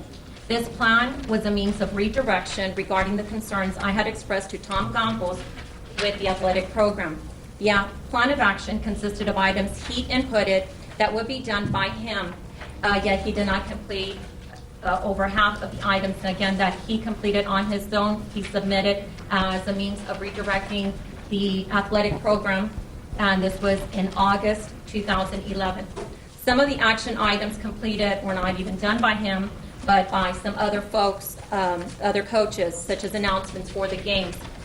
When asked why he had not done the other items, some of his responses were, quote, really didn't get to do it, tried to do that, couldn't follow through, quote, tried that last year with a student who graduated, end quote, or simply no response at why an item had not been completed. This is a plan that Tom Campos designed and submitted as items he was going to do because he was capable of getting them done, but yet were not done. And again, this plan of action was submitted back in August 2011 based on conversations we had towards the end of last year and wanting to get done for this school year. Next, and you have exhibit number 2 is a copy of Tom Campos' evaluation. This evaluation addressed concerns that were observed over time that were not consistent with my expectations of him as a leader for the entire athletic program at Hannah High School. Hannah is a high-achieving high school, the only recognized high school in Brownsville, and one of very few 5A high schools south of San Antonio. Expectations are high at Hannah High School. We excel in numerous extracurricular activities and academics, and it's no different in the athletic program. I am charged with doing what is in the best interest of all students in all areas because the students deserve the very best. His plan of action was his means of addressing areas that were of concern, and in August he assured me that the plan was going to be implemented. Since he was not responsible for teaching any classes, and neither were 2 of his athletic coordinators, and so the expectation was that they would be done. Campus recommendation to have Tom Campos reassigned from Hannah High School was done with the approval of Human Resource Department and the superintendent and supported by policy. This recommendation is what I, as principal, feel is in the best interest of students and for Hannah High School. And on your copy, exhibit number 3 is a copy of Tom Campos' term contract for the 2011-2012 school year, signed by Tom Campos on April 7, 2011. Number 4, under the section of duties states, quote, the employee agrees to perform his or her duties as follows.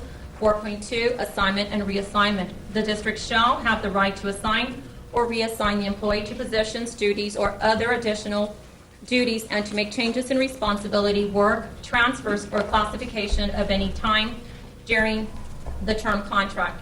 As principal for the largest high school in BISD with the history and tradition of excellence in academics, extracurricular activities, and athletics, I am charged with making decisions that are in the best interest of students.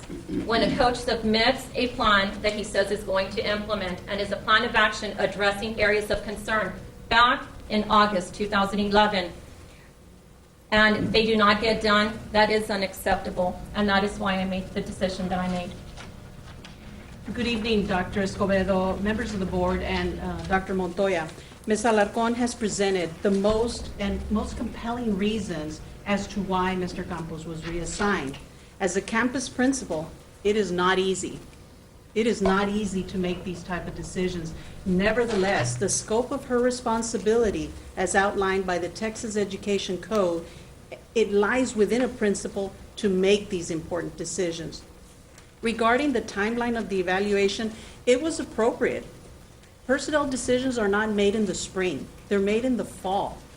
And principals were notified from November to January, if they were going to have adverse action against an employee, they needed to complete evaluations. So all of that does follow the timeline of these recommendations.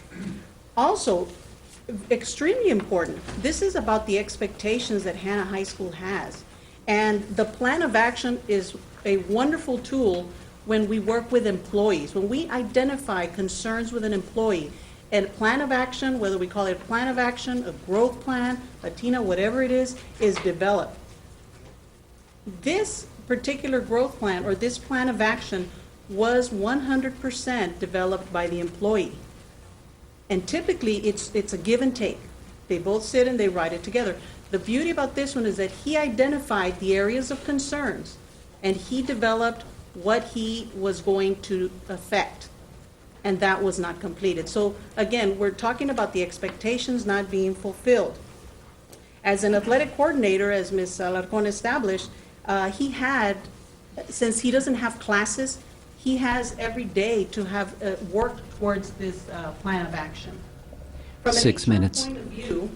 From an HR point of view, there are no violations in procedural or administrative process in the reassignment of Mr. Campos. The timeline of the evaluation was appropriate in line with the timeline given to principals. At this time, Dr. Atkinson will provide closing remarks regarding the position of the administration.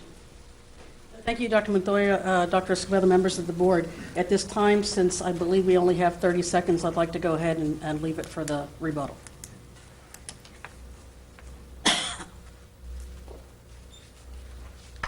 Mr. Shergold, you have 3 minutes whenever you'd like to begin. You know, it's amazing when I stand here and listen to the administration saying they follow procedures. Hey, wait a second. You know, when my client filed a grievance, okay, he has due process. One of the remedies was he wanted to be reinstated back to his previous position as head football coach at Hannah High School. You know what the administration did? They went in and put in a permanent replacement before we even had a chance to come up here in front of the school board and have my client exercise his rights as an American citizen and as an employee of the school district.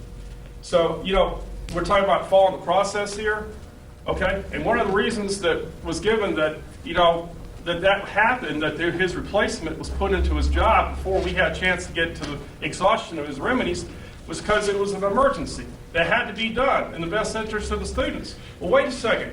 I don't believe that there's a head football coach that's been named over at where this coach came from, over at Pace High School. So if you're going to go ahead and say that you had to hire a permanent replacement over there at Hannah, why didn't they hire a permanent replacement over at Pace? Now let's take a look at this opinion from Dr. Rita Hernandez, January 26, 2012. Immediate return as head football coach. She's talking about whether or not she should go back. She states at the bottom of her opinion, dated 26 January, a plan of action was submitted by Alarcon. If the intent of the plan is to serve as an intervention plan, my opinion is that it lacks the elements as outlined in DNA legal. Consequently, the plan of action submitted by Ms. Alarcon, by Mr. Campos, was not considered my decision. So what do? The district comes up with Dr. Atkinson at the level 2, and they argue to put that intervention plan back into the record. They're allowed to appeal something that they're not even required or even have the right to do under the policy. This is sets a very dangerous precedent if this school board allows what's going on to go on with this gentleman. Also, where's Tom Chavez in this whole process? Look at the opinion that was written by Ms. Bertha Pena. It says Ms. Alarcon made a recommendation to the superintendent. 1 minute left. Thank you. On the evaluation, there's 2 signatures. One's Taylor Alarcon and one is also Tom Chavez. We have begged and we have pleaded for the administration to allow a statement to come from him as to whether or not this recommendation was his recommendation to remove him as head football coach. He was the athletic director at the time. We should have been allowed to get his statement. And we weren't allowed to find out whether or not he agreed with this or not. And he is not sitting over here with the administration tonight. He's been silenced. We don't know what his opinion was. We know he signed off on this document, but we don't know if he agreed with the reassignment to ISS. And I've asked the administration to let me find that out, and I've been thwarted through the entire grievance. 10 seconds. Let justice be done, or the heavens shall surely fall. If you allow this type of activity to go on in this district where there is an intervention plan used that's not even policy. Thank you, Mr. Shergold. Thank you very much. Administration. Thank you, Dr. Montoya, Dr. Escobedo, members of the board. And I'll be brief as I can, but definitely there are several items that really need to be reiterated. First of all, the issue with the conflicting decisions by the hearing officers. DGBA local allows for the review and the reconsideration at all levels. Why are we even here at level 3 if we're okay with level 1 or 2? There's a process in place. It's outlined. Obviously, and we did state for the record at the level 2, the hearing officer at level 1 incorrectly applied a policy that is meant for classroom teachers. And we presented it, and definitely they disagree. Mr. Campos is not a classroom teacher. He is a coordinator. He's not a teacher of record. That policy is to protect our classroom teachers. It identifies, Tina, the different domains that we have to follow. We're not asking for him for professional development or any instructional strategy on his evaluation. We're asking for how does he perform as an athletic coordinator. Totally different issue. Sounds pretty alarming, but it's not. The other issue, the Texas Education Code, it's already been reiterated. He was evaluated by the high school principal with input from the athletic director. And we went on record acknowledging that Mr. Chavez did not agree with the recommendation, but it's not within his authority to make that call. It rests with the high school principal to the superintendent of schools, and that was honored. We went on record. No one's thwarting anything. We acknowledge that. If he wants a statement, we've already made the statement for him. The other issue that we have in terms of the evaluation record, there's been no rebuttal, no justification. If you look at it, we have straight 4s by the athletic director, even though we have on this document 8 items with 4s, which exceeds expectations, all dealing with safety, compliance, policies, procedures, conditioning, and training. Well, my goodness, we have already identified all the areas of concern. How could they have been straight 4s? When we had below standard expectations that were noted by the high school principal, she was required to provide justification. We didn't receive any from the athletic director, and to date, we have not received a rebuttal from the grievant or his attorney. So if it's that important, justify it. The other issue that we have before going on in terms of a dead-end job. 1 minute. Thank you. A dead-end job. He's been embraced at Pace High School by the principal, by the interim head coach.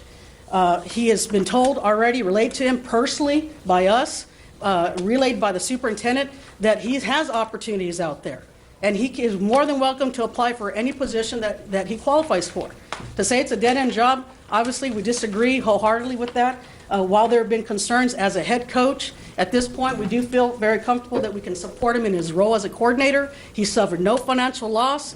He's been greeted and supported, and the last thing I know Ms. Ortiz was going to mention, but I'll mention it right now. We do have the statutory right that rests with the superintendent to provide this reassignment in the best interest not only of the district, but of that campus. And luckily for us, that we do have a superintendent that rests with that, takes it very 10 seriously, seconds. and puts the needs of the students before adults. Thank you, Dr. Atkinson. Dr. Montoya? No comments at this point. Obviously, there's 2 sides to every story, and the bottom line is that we feel that we do need to if we can justify, and I believe it's there, we have to support our principal. I'll ask my colleagues, Counselor, do we need to go into executive for consultation with attorney, or are we ready to discuss? Only if you have a legal question. Otherwise, the deliberations will be open, and you can either deliberate today or any time up until the next regularly scheduled board meeting. Thank you. Do any of my colleagues have a question? Yes. Peña? I want to consult with the attorney. Well, then we go to executive session to consult with attorney on level 3 board grievance. Tom Campos, the board goes to closed session.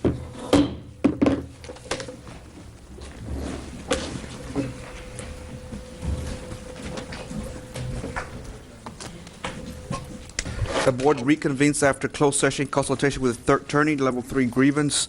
I will open the floor for any further discussion. Any further discussion from the board? If not, do I have a motion? Longoria? Move to uphold at the level 2. I have a motion by Mrs. Longoria to uphold level 2. Do I have a second? Have a second by Dr. Saavedra. All in favor, raise your right hand. All opposed? Motion passes 4-2 with Mr. Aguilar and Mrs. Peña voting against and all others voting in favor. We now come back to item number 7. Mrs. Vice President Longoria will serve as presiding officer. Mrs. Longoria, I leave you all in good hands.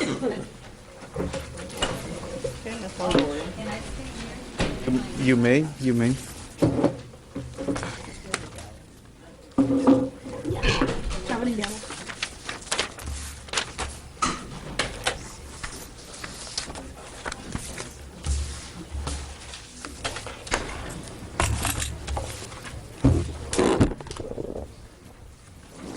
Left off on what number? 16. Number 7. Number 7. Oh, 7. yeah, we gotta go back to 7. Okay. Thanks. Wish me luck. Good evening, everyone, and please bear with me. Now we go to item number 7, presentation of middle school STEM Magnet Initiative. Vice President Longoria, members of the board, STEM is one of our new focus areas that we are very proud of. It's going to emphasize the areas of science, technology, and engineering, math. Historically, this has been done at the high school, but we're going to start this at the middle school so that our students can be successful as they move on to the high school. The middle school administrators have met and have some ideas and direction and have planned some stuff. So at this point, I'll turn it over to, I think, Ms. Gonzalez. You'll be representing the principals as this discussion or this presentation is done. Thank you, Dr. Montoya. Board members, cabinet members, it's with great pleasure that I present to you this evening on behalf of my colleagues, middle school principals, the newest initiative that's being brought forward to BISD students at the middle school level. We are very excited to present the Science, Technology, Engineering, and Math program in which we will be integrating the Infinity Project curriculum. There we go. The Infinity Program Engineering for today's middle school curriculum topics. Specifically, the program is designed to reinforce the math and the science through technical, mechanical, civil, environmental, biomedical engineering. Students apply these concepts through hands-on design projects such as building speakers, robots, rockets, and prosthetic legs. Upon completion of the program, students are well prepared to succeed in STEM coursework. What we anticipate is that as the students progress through the middle school curriculum, they will be even more prepared to enter into our high school magnet programs, thus building the program within BISD so we can keep our best and our brightest within the BISD school system.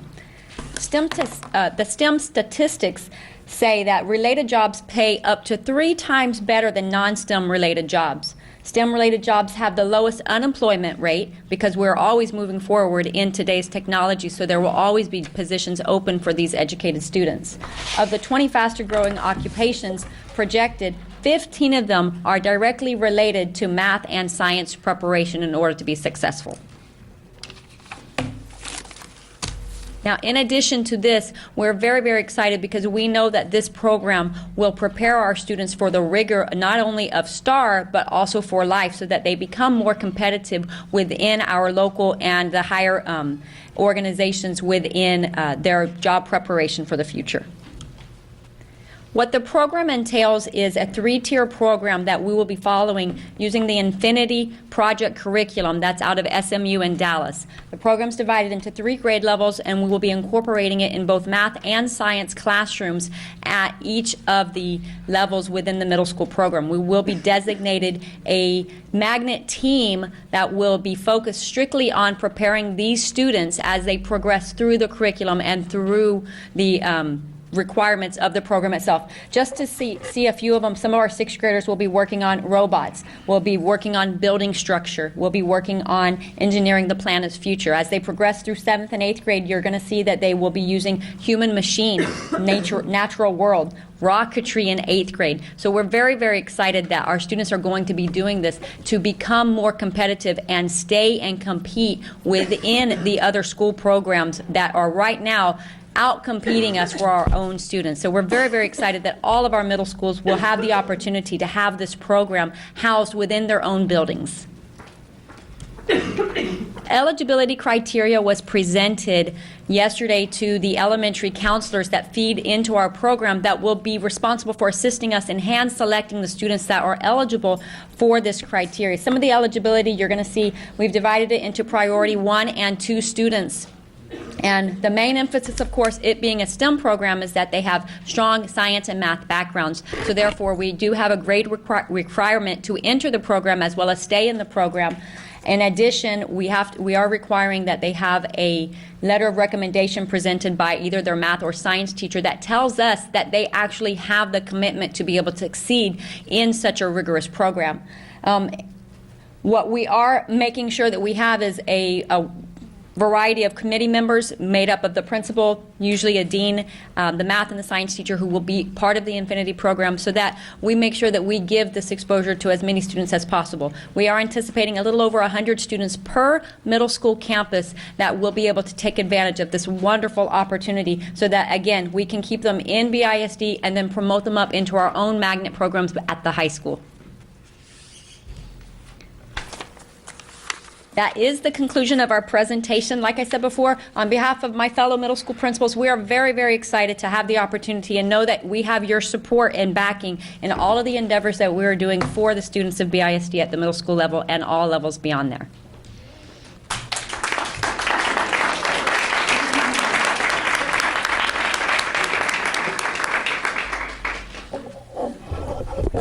It looks like there might be some questions. I open the floor for comments or questions.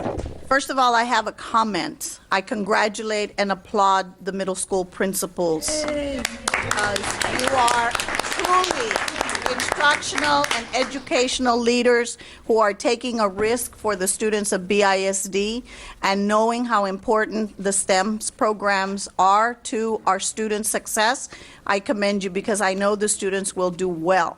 One thing I'd like to comment to the administration is to make sure and ensure that the support is given to these campuses, because I think that this is a very critical year. As part of our reform, I know that our reform committee in curriculum discussed how important it was not only to concentrate on high school curriculum and getting them graduated, but starting earlier.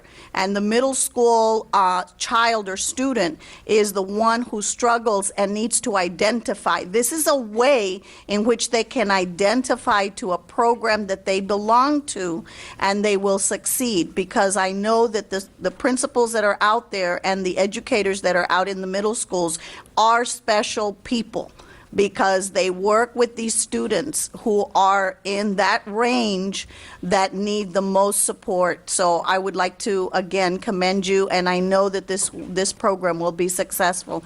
The other thing, my question is, when it comes to the coursework, the scheduling process, I know it's a lot simpler in middle school than it is. Will the students still be in academic teams, and that won't be lost, correct? The plan as set forth right now is the students will be in one magnet team itself, made up of the math and science teacher who are trained in the curriculum, in addition to the reading, the English, and the history teacher within that same cohort group. Okay, that's one question. I just have Go a ahead. series of questions.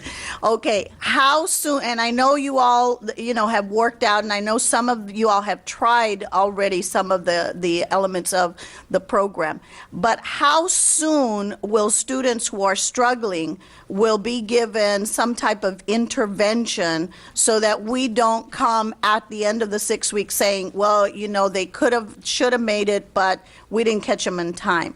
Are there critical areas where they will be picked up, I guess? That's yes, my question. ma'am. Dr. Saavedra, based on the way that it's going to be implemented at each of our schools, we have those many benchmarks worked into the program. What the teachers will be doing is, after they get trained in the curriculum itself, they're going to come back and work with our curriculum within BISD to make sure that we have put in those many benchmarks, so that we can guarantee that we are taking those intervention steps to bring them back up to where they are. Because the last thing we want to do is remove students from the program. We want to help support them so that they can remain in the program. So they will be done prior to the end of the 6 weeks. Many benchmarks, no fewer than what we're discussing is probably about 3-week intervals. But the intervention for students who are struggling, you know, Immediate. that's Immediate. Like I said, we don't want to remove them from the program. Right. We want to make sure that they get as much help as possible, rather than say, you're going to be removed from the program, go to tutorials over there. We want to keep them in the program and help them within it so they can continue the success. Okay, my third question. Go ahead.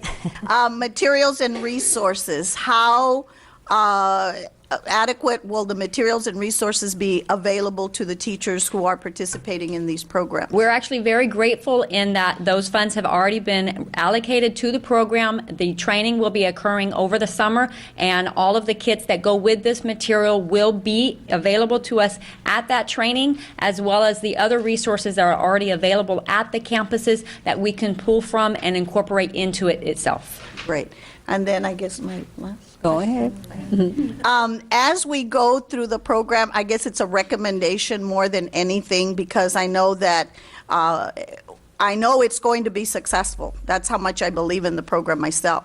But as we tell our story, we need to make sure and ensure that if any media or any type of releases need to occur to let the parents know what is happening, that we allow them and give them that support, and also make sure that we take a lot of pictures and videos, and because that's our story. And I know that the students are going to be very successful, and they need to see themselves how much they will grow academically and as students, how much they will see the need to be able to integrate the math, science, and technology no matter where they go. Most definitely. What we anticipate is you will see many of our students shaking hands around this boardroom in years to come. That's what we're hoping. That's what I know will happen. Thank you. Those were all my questions. Very good comments. Anyone else? I would also like to echo Dr. Saveda's comments, and also thank all of you for taking the initiative and helping our students. Thank you for your support. Great Thank job. you. Call on us if you need help. Most definitely. Okay, we now move on to item number 8, presentation of the University of Texas MOU Master Program. Dr. Montoya? Madam Vice President, members of the board, one of our goals on top of our STEM is also to try to expand the early college high school program in the future.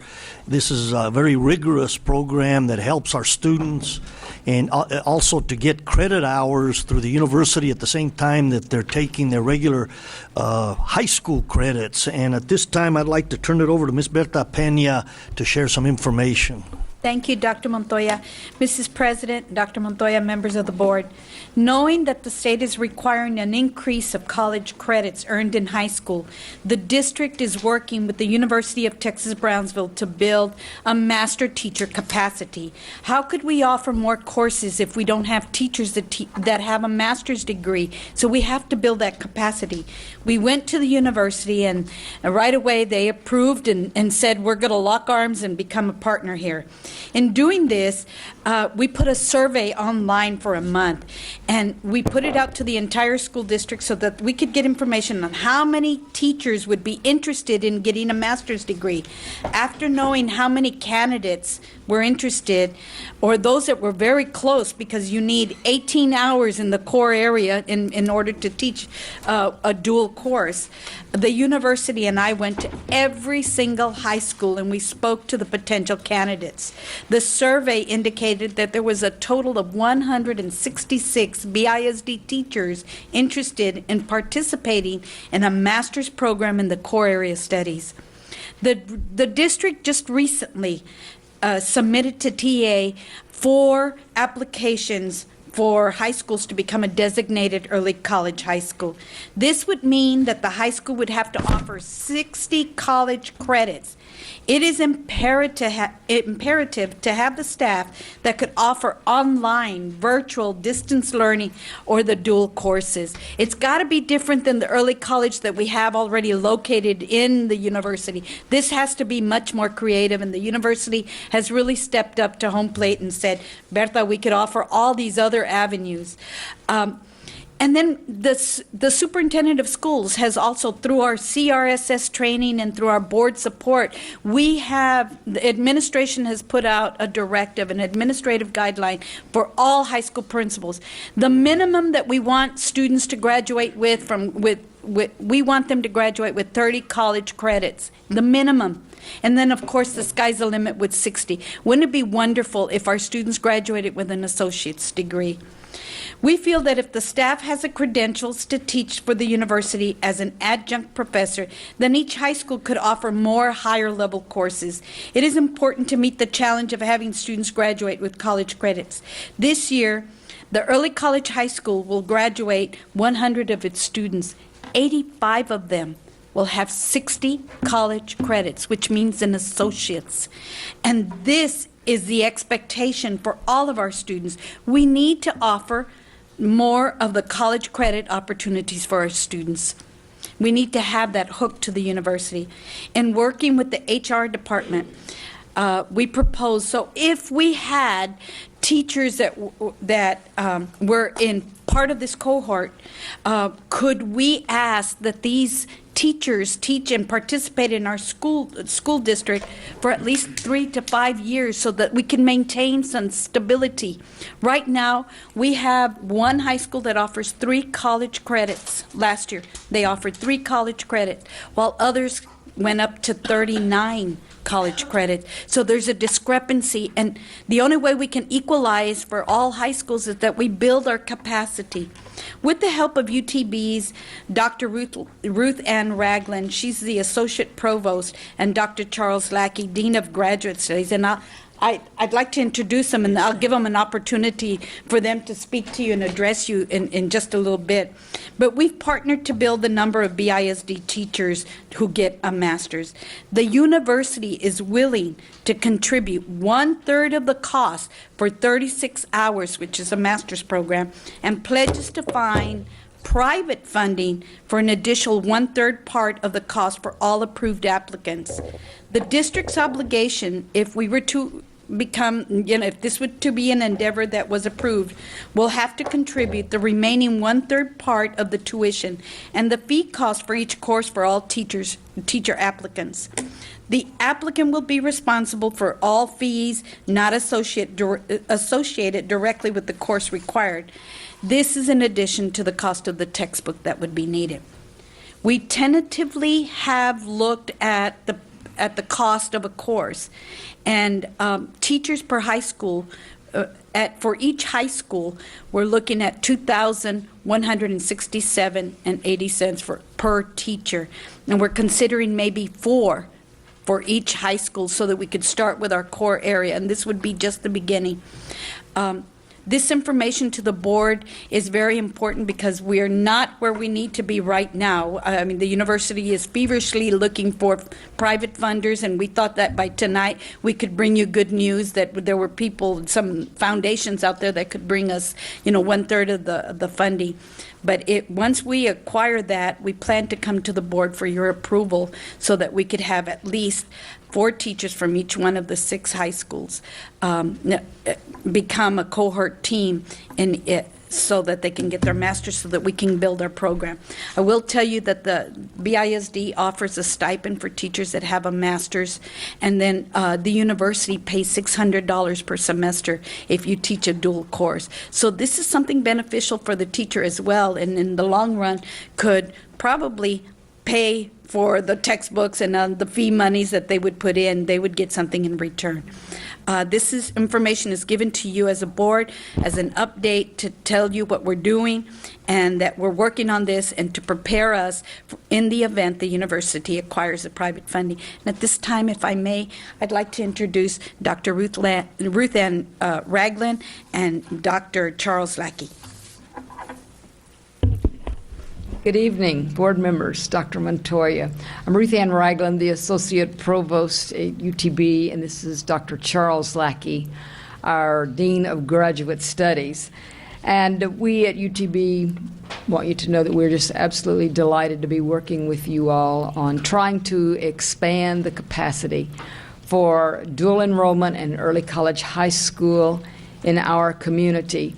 Some of us have just returned from UT Pan Am today, where we had another Vista Summit on education, and the focus was on trying to help students get through high school with college credits and get through university and community colleges and universities with degrees and certificates so that they can go on and work their careers, go to graduate school, and be productive members of the community. It is congratulations on this middle school program with the STEM emphasis. That's absolutely fabulous. And this project that Berta has told you about certainly will be will go hand in glove with that, because we are so desperate for STEM teachers with master's degrees and 18 hours in field to be able to teach dual enrollment, to be SACS qualified to teach. So we wish that we were able to tell you tonight that we had the other 1/3 in private funding. We're still working on that, so let's all keep our fingers crossed for that. I wanted to let you know that we are absolutely delighted to be working with Dawn Hall and her staff over at Beck's. It's very exciting that they're going to be graduating their first class this June. That's a real tribute to a lot of hard work by a lot of folks to see these students emerging with, I believe it's about an average of 43 credits per student toward college. And of course, we're hoping that most of those graduates will come to UT Brownsville. We are also hoping that these other early college high school applications that have already been submitted for veterans and for Hannah and for Lopez will be accepted, and that we will be able to further expand those opportunities in our community. We really feel like that we are working with our colleagues here, and we are accomplishing together some great things for our students and for the community. And we look forward to continued work with you all as we all work to make dreams come true for students and to make our families and our community a much more sustained in their education, and so that they can go forward with their own private goals and dreams. So thank you very much. Thank you. Ms. Peña? I have a question. Well, Dr. Montoya, what was the total, if I may address Ms. Peña? Yes, the total yes, of go ahead. teachers interested in applying or going for a master's program. What number did I hear you say? Yes, we had a response. Oh, Dr. Montoya, if I may, please, I'm sorry. Go ahead. Apologize. If I may, we had a response of 166 teachers that were interested in listening to the information that Dr. Lackey and I went to every high school to provide. I guess the point that I bring it up, because I like our endeavor is 4 teachers per campus, and I like to get all of the teachers that would, because the more interest you have in the education, and the more teachers at our campuses with a master's degree that are teaching our kids at every level, the better quality of education you're giving those children, no matter at what level of their education they're at. So I'm always the one that likes the whole pie. Don't ask for a little piece of it. Ask for, part of the conglomerate, so you can get everyone. And I just go for 24. Let's look and really get out there, and I will commit myself to getting out there and helping you look, because this is something very important. So we don't turn down any teacher who says, you know what, I want to be able to do that. And when they get in line, we'll serve them. And if you think big, you get bigger results. And I would really like to look at it at that angle, instead of saying, let's pick 24, and then the red gets discouraged, because not everybody as upfront as we are, as has the gustos to get in line and get it. They'll kind of quietly walk away, and they say, we don't have enough for you. Let's go for all, so we can have them, and we might not need them, but we'll have them, and we will use them. We love you, Mrs. Peña, and we love the board. Thank you for your support. And I will look into that. And I just wanted to explain to the board that some of the applicants were closer to, already had some college credits. And so it may not be full tuition, the whole 36 hours, but it would be midway, or it would be closer to the 36. So those would be our priorities, and we want to work conservatively and solid, and this we just want to try a first cohort and then go from there. Good going. Yes, yes. Thank you for your support, all of the board members. Thank you. Yes, and along those lines, and I'm glad that you looked at the different, putting them into cohorts, because all the research says that if you put people in cohorts and in groups, they're going to be more successful. The other question I had was, I'm sure you all have identified the dual areas, the courses, right, that are dual, the ones that are more, I know it's the core, but you've identified specifically so that all the campuses have enough, and we don't have, that it's equitable, and that not one campus has more than the others. I think looking at the whole numbers and looking at anyone who wants to acquire a master's degree, this would give us that edge, because I think more and more teachers would then follow suit. And then we would have, as part of our annual review, and as we look at our AYP and everything else, when you do all the stats, it asks for how many people, how many staff members you have with bachelor's degrees, master's degrees, doctoral levels, and it gives us a better picture and a more, I guess the rigor that is needed for the stars is going to be there, because now the classroom teacher will have that knowledge base that is needed. And that's where I think, and also for those teachers that have a bachelor's, that they received their bachelor, quite some time, to come back and go for a master's program, it's almost like a refresher. So their knowledge base is also elevated a lot, drastically a lot. So I commend you all, and thank you to the university for partnering this endeavor, and I think that the lines of communication need to stay open, and whatever we can do as a board, I think that you hear the support from the board and, of course, the district. We've got excellent people here, great administrators that will take the challenge. So thank you all very much. Thank you, Dr. Thank you. Montoya. Any more comments? Okay, we move now to item number 9, presentation by legal firms in response to RFQ number 12092 for legal services. Dr. Montoya? Madam Vice President, members of the board, we will have a process here of presentation in the next few minutes on this area, and I remind the board that this is their legal counsel that they're looking at for as a board. So, that at this time I'd like to ask Mr. Garcia to make some comments. Yes, thank you, Dr. Montoya, Ms. Longoria. I'm going to be taking care of some housekeeping here, and then we'll go into the actual presentations. First, as Dr. Montoya mentioned, that this RFQ is the only one where the board and superintendent will rank the qualifications received, since the services will be mainly for you all. We have given you a folder that contains some information on each of the firms that's going to be presenting. In there, you will also find the ranking criteria. We're going to be concentrating on item number 4, which is the actual presentation. Excuse me. Yes. If I may interrupt, Ms. Longoria? Yes, ma'am. If I can find, Dr. Montoya, when did you get these? Mr. Garcia, can you answer that? We sent the difference. When were they brought to the district? Just yesterday? When was, we were given this just yesterday, but how long did the firms just give them to you yesterday? No, we've had them in the district. I do not have the actual date. Why did we not get them with our Friday mail, Dr. Montoya? I don't know, Mr. Garcia. It's a lot to go through in one night. Why did we not get this over the weekend? Go ahead. Right. I do not have an answer or an excuse for you. Remember that today is just a presentation. You're not going to be making a recommendation. You're not voting today. Right. That's correct. Yeah, well, I'm sorry if you are missing, but I like to look at it so I have an idea of what I'm, connecting with what they present and what they have in writing.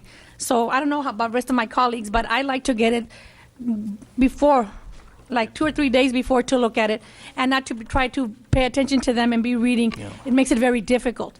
So I understand what you're saying, but if you're going to present me with something that's going to be presented, please be courteous and let us have it as soon as you can get it to us.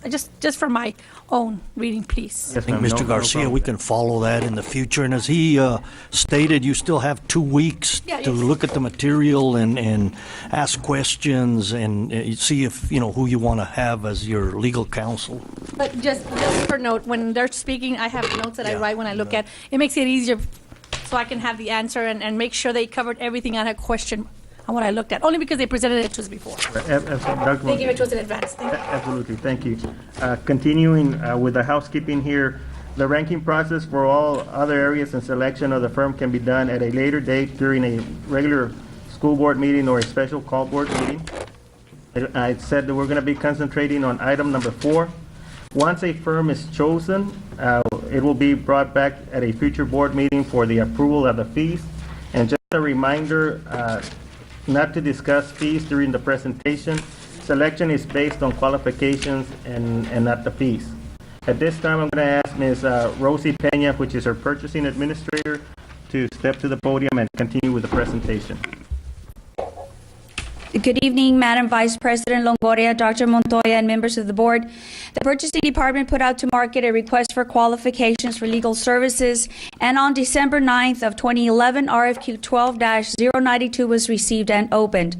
The district received 4 respondents to this request.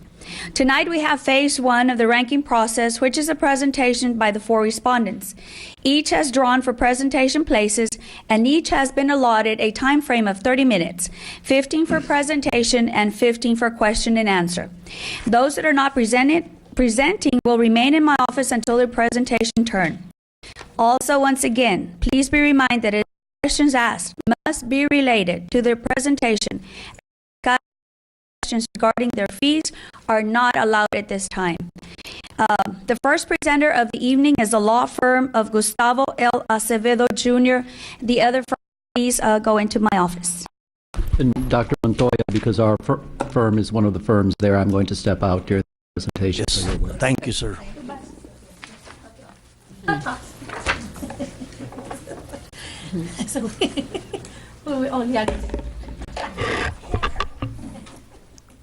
Our backup. We have Mr. Fleece here.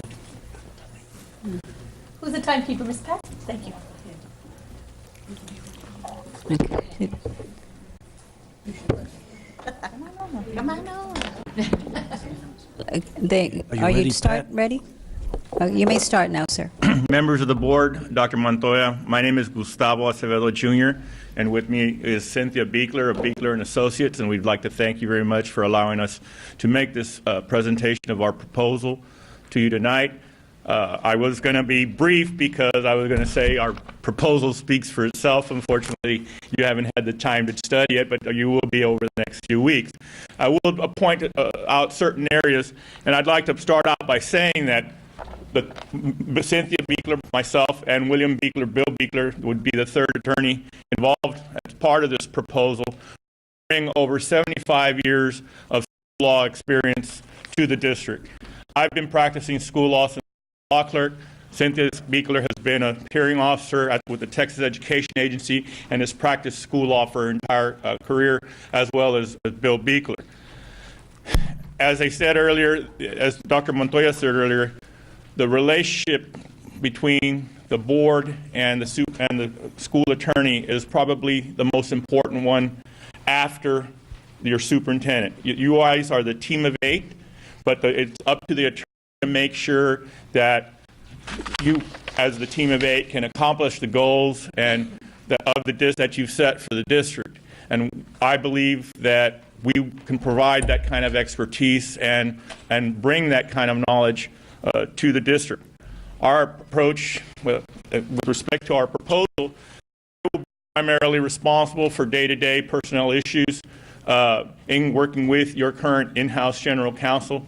Ms. Beekler will be responsible for the disabilities aspect, which would be special education and for your 504 and other disabilities-related issues. Our approach is always to be proactive. What do we mean by that?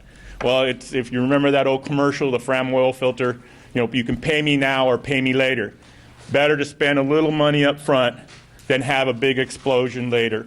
And a lot of times it's just a matter of lines of communication, not necessarily just between the board and the superintendent, but administration needs to be able to feel comfortable to call us. I know, I realize you have in-house counsel, but understand, again, with our experience, there's a lot of issues that will arise that we can see the train coming down the tracks from miles away, and we can anticipate and offer advice to you guys where you can cut it off and head off what could potentially be catastrophic attorney. The district. Sometimes your own attorney's fees can be just as bad as having to pay them off. And that's one of the issues is why we say we're proactive. For me, litigation should be a last resort. And if it can be worked out, let's try to work it out.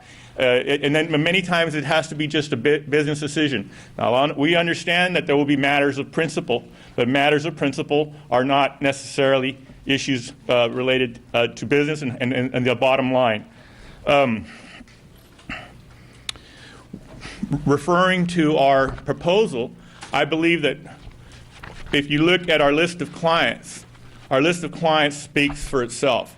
And when you look at the number of years that we've represented many of those school districts that we've listed as clients, you'd see, again, board majorities change from time to time, but we're still there, regardless, because we're doing the job. Sometimes I'm going to say things that the board's not going to want to hear, but it's the truth. And what I say to one board member, I will say to all 7. And that's the way it needs to be. Because if you can't trust your attorney, then you can't trust anyone. And you have to be able to rely that on the advice that I give will be above board and straightforward and the best possible advice you can get. And again, by looking at our proposal, I ask you to call any one of those references can be called. And again, I have no concern about anybody there. And probably one of the most important things that I want to emphasize, and I'm going to let Cynthia speak a little bit about the disability side for a second, but one of the most important things I want to emphasize is that I'm here. I am in the Valley. I've represented school districts up and down the Valley since 1988. I officially moved down here in 1999, and I've had an office in the Valley since then. And that's something that I offer, and then you'll get that level of expertise. I started out working for school law firms in Austin, then in San Antonio, and then again, I've been here since 1998. And with that, I'll turn it over to Cynthia, and then we'll take any questions you have. Thank you. I didn't want him to point out how many years I'd actually practiced law, but it has been quite a few. I started very young. With that in mind, I will just tell you that I have done disabilities law for quite some time, and I've had the privilege of doing it, and I have one philosophy and one philosophy only, and that is you do right by the child. That's a very simple philosophy, and when you do that, you're following the law. That's all it is.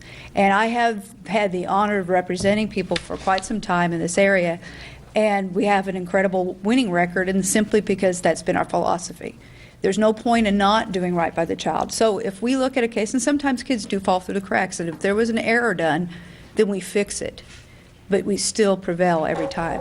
And we go to hearing because we are going to win and we've done right by the child. We help school districts sometimes too look at what systemically is not working for them, like if they're missing time. And if you look at it, if you've been hit by, monitoring, and it shows that you've got a lot of issues, you've got different indicators you've been knocked on, we help the school districts to get those things dealt with because they are very important and they recur over and over again, and that's not what you want. You don't want TA looking over you on small stuff when you should be dealing with bigger issues, which is providing good programs. It is incredible what we can do with these kids, and it's always worked well. I represent many districts in your area. In fact, I'm preparing for a hearing right now, which will happen in 2 weeks in one of the neighboring school districts. And the reason we go forward is because they've done right by the child and they've put a good program in place. We don't settle if we've done right by the child. That's not the philosophy. I know you've dealt with, had an attorney that apparently filed many suits in this district. I've dealt with him for over 25 years also, and that's part of the thing is he's one of those persons who will sue and sue. if you keep settling with them. And so our philosophy is just make sure we do right by the child and we don't settle with them. And that's what we are here to do. Obviously, we tell you what needs to be done, how to do it. Normally you have very good programs and there has not been a problem. So whether or not your people know they're following the law, they will be following the law if they keep their focus on the child. And that's what we work with. So, do you all have any questions for us? Yes, ma'am. Thank you. I open the floor now for questions. Ms. Peña, did you have a question? Okay. I have two questions, and I'm going to ask the same questions to the other firms that are here presenting tonight. My first question is, would your duty be to look out for the best interest of the district or the board majority? The client is the school district, and ultimately we owe our allegiance or our loyalty and our fiduciary duty is to protect the best interests of the district. If we're not protecting the district, then we're not protecting the board, and then we're not protecting the superintendent, and we're not protecting staff. So it starts at the very top. The entity is, although comprised, you are the team of 8, as I said before, and ultimately you are the 7. But the entity is what we need to protect. And that's why sometimes I'll say things that the board majority may not want. I don't understand. I don't know your board majority, but the board majority may not want to hear what I'm going to say, but I'm going to say it. And what I say to 1, I will say to 7. Okay, thank you. On that one too, from my perspective, on the area of disabilities, I really am looking at the child. So I look at what the program is and have they done what was right by the program. And if they haven't done what's right by the program, if it's a special needs child, we go to ARD meeting and we offer whatever services that we fail to provide. We help them do what's right for that child. So any decision that's going to be made is based upon the child's interest. And I've never, and in all these years I've practiced this with all the districts I've worked with, I've never had a board ever go against that. So that's what I would present, and that's how it would be fixed. Good. Okay. I have another question. As a school board attorney, knowing and seeing some individual board members' actions to be unethical and political against employees and other board members, would you jeopardize your integrity by complying with their request, or would you advise them differently? Well, again, this goes back to the team of 8 and how we would approach it. Again, I'm there to advise you. I would certainly, it's not my place to be sitting in that chair and embarrassing any one of you 7 on TV. But certainly there are times that we can discuss things in closed session. If I feel it's a legal issue, like for example, if a board member is attacking an individual employee, that's a governance issue, and that's going to get you in trouble with the Texas Education Agency. I have a duty to bring that to whoever's attention, but I will bring it again in front of the 7 of you, 8, and let you guys do it. I'm not the policeman. I just advise you, and then it's up to you guys, as the team of 8, to work together and see how you're going to address the issue. And may I respond to also? Sure.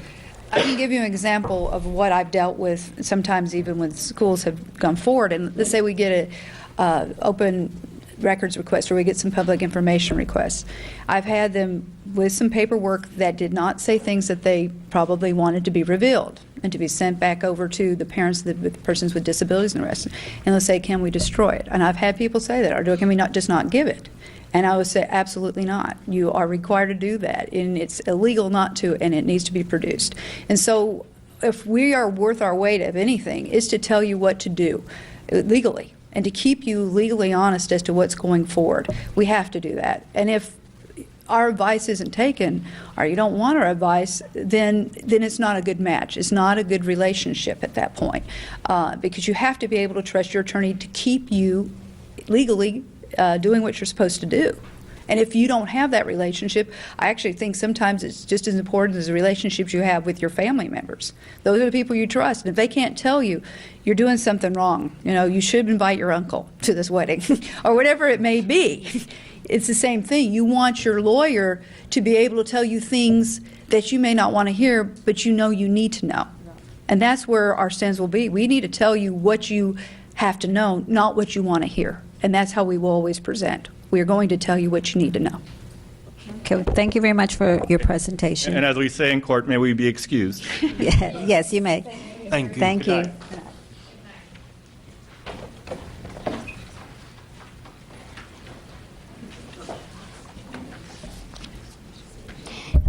The second presenter is the Law Office of Jacques Trevino.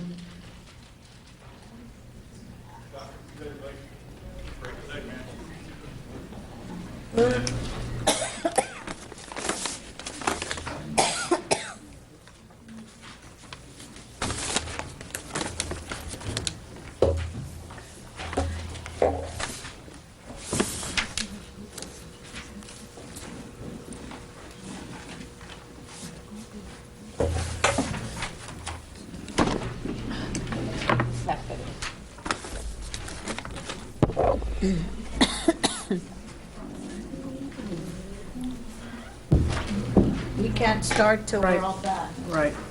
All right. I don't know.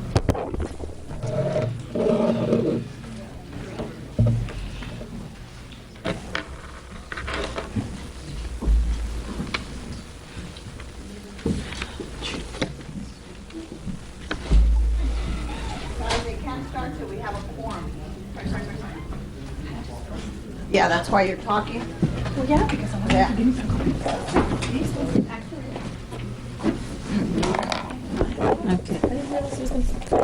Okay, yeah, you may start, Mr. Trevino. I apologize for that. Thank you. No problem. Good evening, Madam Vice President, Dr. Montoya, and members of the board. My name is Jacques Trevino, and I'm here on behalf of myself, the Law Office of Jacques Trevino, and my associate, Palacios and Love, Attorneys at Law, to talk to you about the possibility of becoming your next school attorneys. I'd first like to begin by commending you on all the wonderful success that I've seen present in waiting all this time before coming up to you tonight. As a former educator, to see all the smiles on those faces and to hear of all the wonderful things that you are doing and you're about to do, I think is just a wonderful sign of your dedication, your leadership, in light of everything that's happened in the last year with this school district. And I want to do something a little unorthodox tonight and tell you a little bit about who I am before I want to tell you what I can do for you. I'd like to take you back to 1989, and that is a significant year to me because that was my very first year of being a teacher. I was a kindergarten teacher back in my big hometown of Donna, Texas, where I grew up in the barrios of Donna, Texas, and I began my career teaching kindergarten. And it was in the very school, the same kindergarten that I went to school at, and I was now the teacher of children that were my classmates and people that I've known and grew up with all my life. And I was still single, living at home with my parents, and I saw every 23 of those kids as my children. They couldn't go home every day without giving me a hug. I had a pillow in my cabinet, and I took a nap with them sometimes, and sometimes had to be woken up myself when it was time to be dismissed at the end of the day. And if I was on my way home and I saw someone walking, it was very easy to just say, get in the car and I'll drive you home. Now, we can't do any of those things today. And unfortunately, that is how our society has evolved and how our school systems have changed as well. If I were to do any of those things, you'd see my picture on the front page of the newspaper, or I probably would be fired from any job that I would have.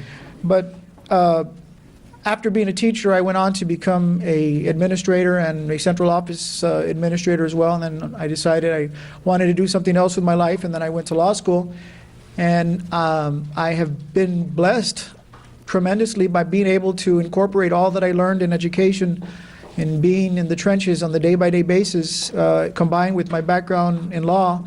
And I have been practicing school law since I got out of law school many, many years ago, for about 16 years now. So I appreciate the background that I have in education and everything that I've learned about it.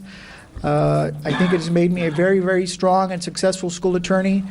I was going to give you a PowerPoint presentation, but I chose to give you the slides instead. You can read them at your own, at your leisure.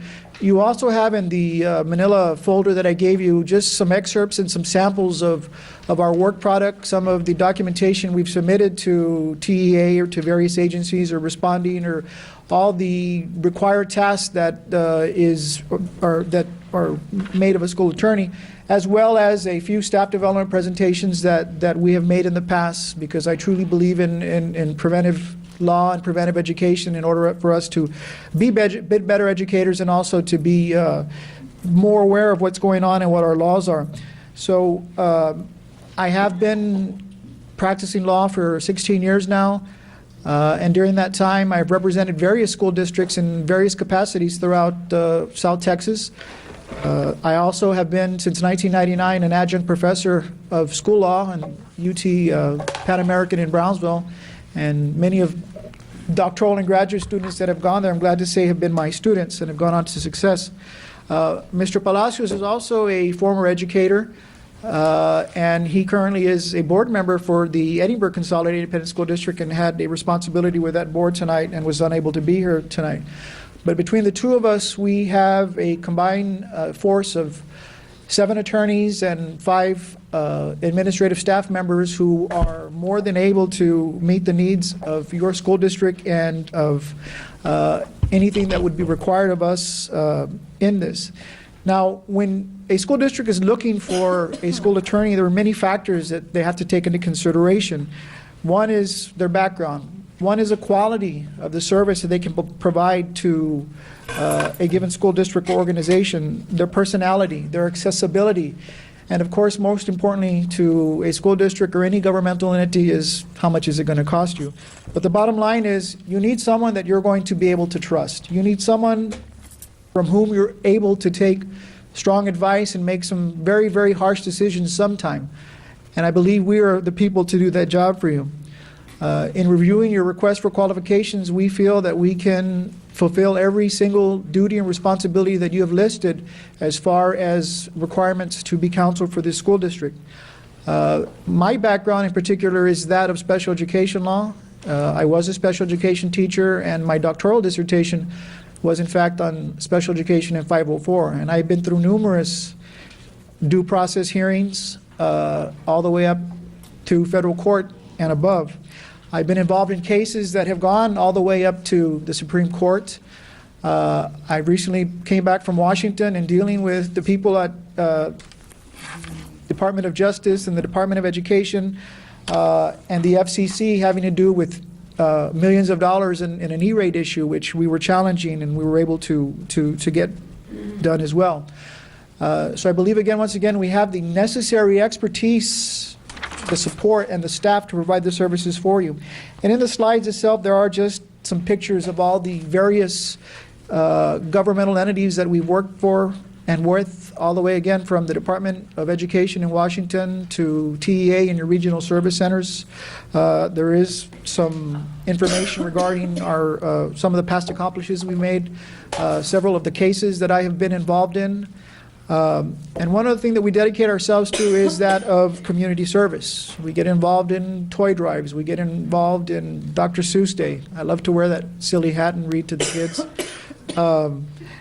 We get involved with the scholarships, the superintendent scholarships, and we've been involved again at various levels. So again, we're here to present ourselves. I think on paper we are going to all look the same to you, but I'm here in person to let you know who I am, and I will answer any questions at this time. Yes, for the record, Ms. Perez, Ms. Garcia is here now. I open the floor for questions, Ms. Garcia, since I just got here. No, I haven't. I'm fine. Okay, then I will proceed with my questions. I asked the same questions to the first firm that presented to us. My first question would be, or is, would your duty be to look out for the best interest of the district or the board majority? The district. As the position is that one is seeking here is that to be, and under your policy is quoted as board attorney. So you are here as legal counsel to be here for the board, and unfortunately there are situations when the majority does not see eye to eye, but nevertheless you ultimately are responsible for a board that is going to oversee very important decisions that have to be made for an entire district. So my answer would, I think, appropriately best stated as for the district. Okay, thank you. My next question is, as the school board attorney, knowing and seeing some individual board members' actions to be unethical and political against employees and other board members, would you jeopardize their integrity by complying with their request, or would you advise them differently? Well, first of all, as an attorney, we are governed by very strict rules of professional responsibility. I find it humorous that they consider attorneys to be very unethical people, whereas before we can even sit for the bar exam, we have to take a very tough ethics exam and pass it at the 90th percentile. But and I have been in situations where I have encountered school board members who are not doing the right thing for the right reason. And you do, as their counsel, have the responsibility to advise them. I tend to try to do that on an individual basis and try to guide them back to where they should be, to comply with their individual board ethics, to comply with their oath that they took as an elected official, as well as their responsibility to the students and the employees of any particular district that they're working for. So no, I would not have any problems in compromising my integrity. I think it is my professional and legal responsibility to do that, in fact. Okay. Thank you very much, sir. Thank you for your presentation. No, second. Thank you very much. Have a good evening. Yeah, I had just one question. Oh, I'm sorry. We still have time? No, do we still have time? Yes. Yes? No, but I didn't ask the prior question to the law firm, so it wouldn't be fair. Yeah, so Madam, I can't. I cannot Oh, okay. participate, so I'm sorry. I got here late. Okay, All right. thank you. Thank you. Have a good evening.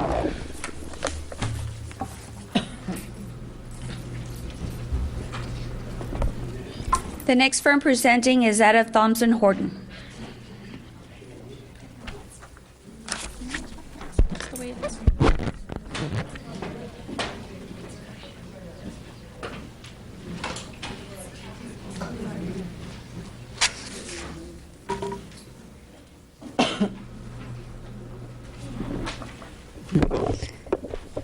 I have good evening. I have two of my partners here, Philip Frazinet to my far left, who's our managing partner, and Chris Bareka, who's almost immediately behind me.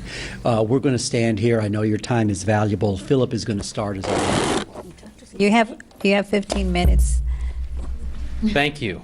And we will be brief and allow for any questions the board has. My name is Philip Frazinet. I'm the managing partner of Thompson and Horton Law Firm, and thank you for having us here tonight. I'm going to just talk a couple of minutes about our law firm in general. You know us and we know you, but I wanted to give you an overview. Sometimes a reminder of where we've come from is important for our trustees. And then Mr. Michelle and Mr. Bareka will talk about some of the specific areas that we provide legal services in and which probably are of value to you.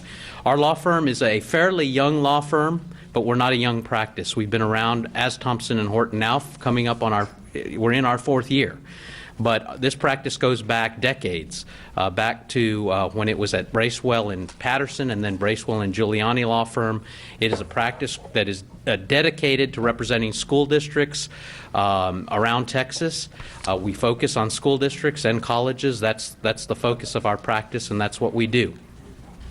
About 4 years ago, our group left Bracewell and Giuliani and started our own school law boutique law firm with the aim of better serving our clients, more efficiently, effectively serving clients. We knew that times financially were going to become more and more difficult for school districts, and we wanted to provide our services in a way that was most cost effective for districts. And we think that that's borne out over the past several years. We've had more and more clients join us in those past 4 years, and we've grown as a firm in response to that. And the reason is we believe we're providing very effective and efficient services for our clients. We're pleased and honored that for the last year, Brownsville has chosen to use us on an interim basis, and we certainly hope to continue those services into the future. We do represent on a regular basis more than 70 school districts as their outside general counsel, providing services like we do to you, and that's in various parts of the state. including as regular counsel to Corpus Christi ISD. The way Mr. Michelle comes to your meetings, I attend their board meetings. There's a couple of things that are unique. All the law firms you talk to, I suspect, are going to tell you that they do all of the areas of school law that you're involved with. There's two things I would say are unique about us and set us apart. It's who we are, and it's some things that we do. Almost everyone in our law firm, there's 20 attorneys, comes from public education backgrounds. Either our lawyers have either been teachers in public education or have come from families. My father was a longtime school superintendent, worked in New Mexico as a school superintendent, knew Dr. Montoya way back when I was a young child back there, or teenager. And so we all come to it with the belief in public education. This isn't just a job for our lawyers. And we actively, when we hire people, we look for people who have a passion for public education. So it means something to us. Second, we've made sure to reach out and develop expertise in some areas that other law firms don't do, frankly. One of those is the area of legislative work. We have an active practice in Austin where we represent and fight for public school districts every 2 years in the legislative session, and in Washington, and Mr. Barreca will talk about some of that. And we also have a focus that no other firm has in the area of school finance. We are currently leading a coalition of about 80 school districts that have sued the state of Texas over the funding system. Those 80 districts are districts like Brownsville, the largest and the biggest in the state, with almost 2 million kids in those districts. That's almost a third of the whole entire student population. That's the largest group ever in terms of student enrollment to sue the state over school funding, and we're going to fight to make improvements in that area. So those are some things that I think set us apart. I'm going to turn it over to Mr. Barreca and Mr. Michelle to talk. We are a full-service firm. We do everything that school districts need legal services in, other than two things. We don't do tax collection work, and we don't do bond counsel work. Those are two things that are generally handled separately from your general counsel, but we do everything else. But within that everything else, Mr. Barreca and Mr. Michelle are going to focus on some areas that are probably of particular interest to Brownsville ISD. So with that, I'll turn it over to Chris Barreca. Thank you very much, Philip. Thank you, board members, and it's a pleasure and an honor to present to you tonight regarding our law practice. I'm going to focus on two specific areas. One is special education. Philip referred to our personal background, and just by way of where I came from relative to a special education law practice, I became a teacher in the area of special education the year that the large federal law, the IDEA, was enacted into law in 1975. I've watched it develop as a provider of services, and then following law school graduation in 1991, went to work at Bracewell and then Patterson before it became Giuliani, and focused on the area of special education representation. To do that effectively, what I have learned is that, one, you have to become knowledgeable. And our lawyers and myself, relative to the area of special education, have developed a national reputation which forces us, frankly, to maintain that knowledge base on developing case law. And the IDEA is the 7th most litigated federal statute in existence right now. There are more lawsuits involving special education on an annual basis than virtually any other law affecting public education. Why is that? Part of it is because the law itself is vague and ambiguous, and a vague and ambiguous law is constantly reinterpreted by the courts. So we follow those court decisions, we read them, to some extent we make them. A few years ago we had a case that went up to the Fifth Circuit and then went up to the United States Supreme Court, defending the District of Cypress Fairbanks, who had been asked to pay for a residential treatment program in Provo, Utah, when the school district felt firmly that they had an appropriate program to provide. The district appealed. What happened at the district, at the local level, the due process hearing, we appealed that into federal court, overturned the hearing officer's decision, and through that process made a standard of law that is now applicable, and frankly one that I think benefits both parents as well as school districts alike, and clarified what is educational benefit for a special education student. It's an area of practice that requires a great degree of sensitivity, I have found. Being, again, a practitioner in special education, after I became a teacher, I ran a program for about 10 years in Houston for children with severe disabilities. And that developed in myself a sensitivity, I think, to the needs of parents, that we have to be sensitive to that dialogue that goes on between parent and school district constantly. It's not a traditional type of legal analysis that you can look at, because the parent is generally going to stay in the school district. And so we have to keep that relationship going, while at the same time ensuring that we are providing the legally appropriate service. And so that's been a focus of my practice, translating that into not just the representation, but also the training program that goes on. And thanks to Dr. Montoya, I know I provided some legal training here for campus administrators in this very room a few months ago, and it was a pleasure and an honor to do that. The other area that I wanted to talk with you about is legislative. We are, as Philip said, actively working at the state level on a constant basis on behalf of school districts.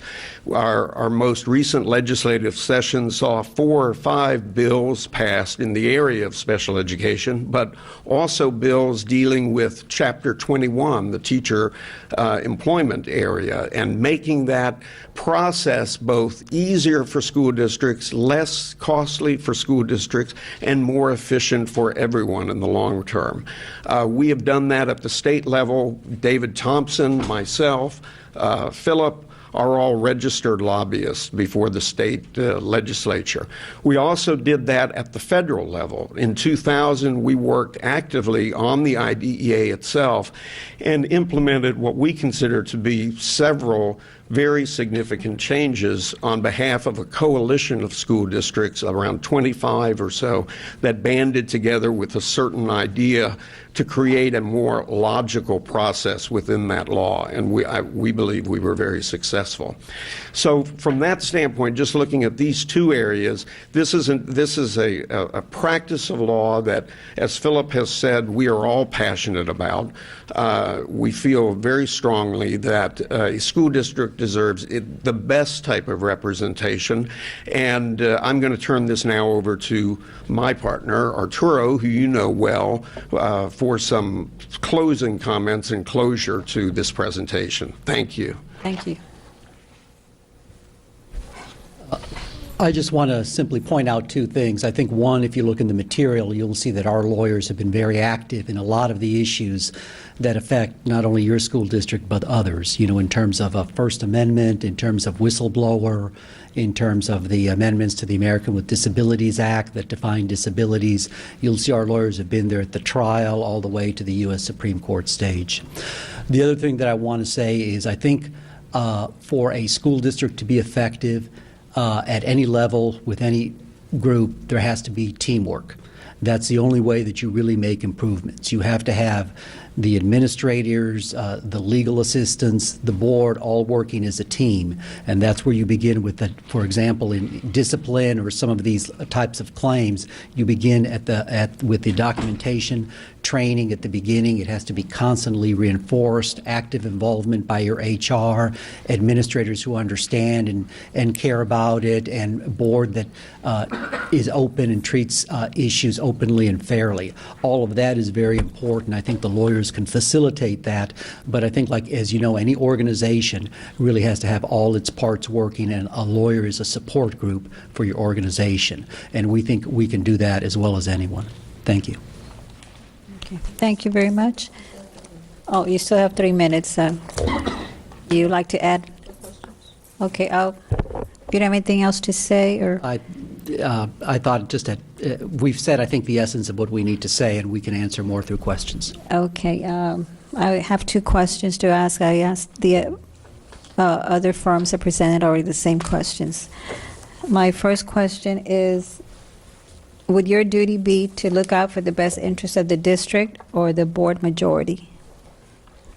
It's going to be the district. I mean, obviously, much of what happens is through the, through a board vote, a board decision, but a board decision really reflects the entire board, as you know, in your policies, and frankly, their standard TASB policies.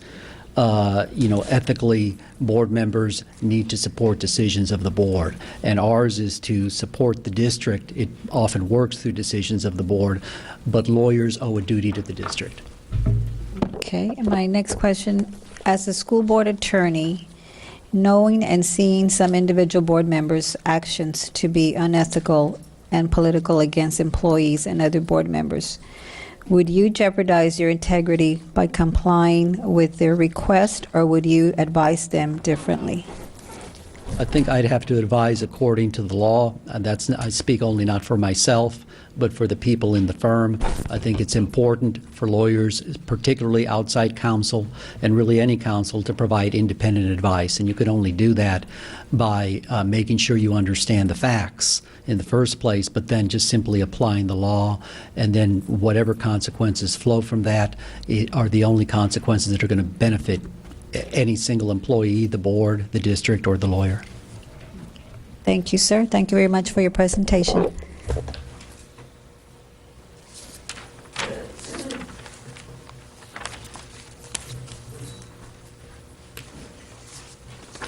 Thank you.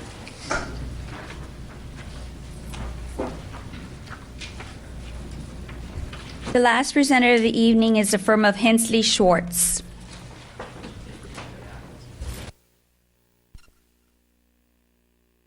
Schwartz.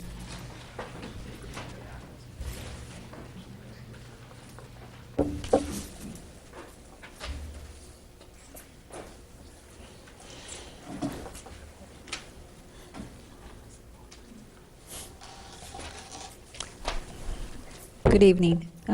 You may start your presentation. Great, thank you.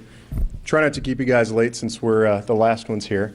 I'm Andres Gonzalez, and I have Heather Rutland here with me. We are from the firm of Hensley Schwartz, and I'm based out of San Antonio. Heather's based out of Austin, but wanted to come and talk to you about Hensley Schwartz briefly, of course.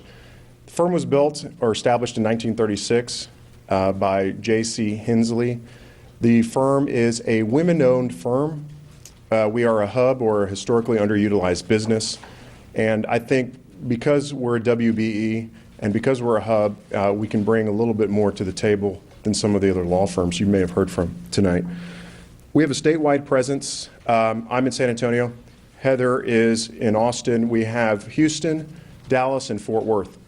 In each of the 5 offices that we have statewide, we have attorneys who practice school law, as well as general employment and general litigation matters. So we have a broad base and a broad set of attorneys. We're about 40 attorneys or so statewide. Just to give you a background on Heather tonight, she's been with the firm for about 7 years. Primarily, she does special education. She's also done employment law, general school law, and dealt with a lot of student issues. Graduated from Bryn Mawr University and then also from St. Mary's University in San Antonio. I've been with the firm for about 6 years. My primary is labor and employment and school law as that works its way out or kind of meshes itself as we see. I've also done special education as well. I went to Cornell University in New York and then went to University of Houston for law school, but born and raised in San Antonio. Heather has family here in McAllen or in the Valley, and I've got family everywhere, so Lord knows they're all over. Heather, just to get a flavor of what we do, we give a lot of presentations to conferences and to organizations statewide.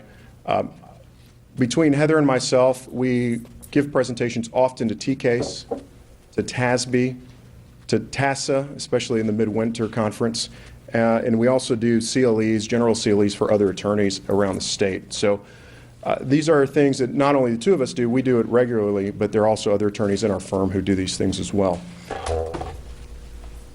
What we're trying to concentrate, or what we're coming into Brownsville to ask for, is for your work on special education and for general litigation matters.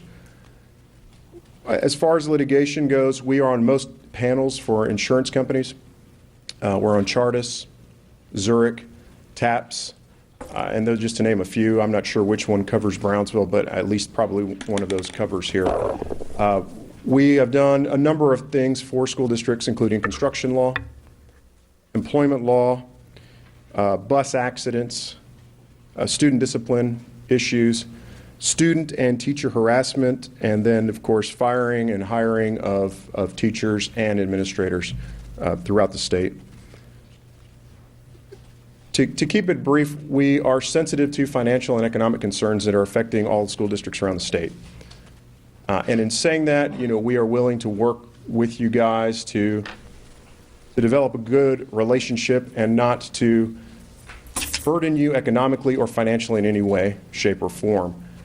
With that, we've got ideas that we can explore down the road as to how we think we can effectively help the district without actually pushing forth any type of extra economic or financial burden upon you. With that, I'm going to pass it to Heather so that we can kind of keep this short and sweet.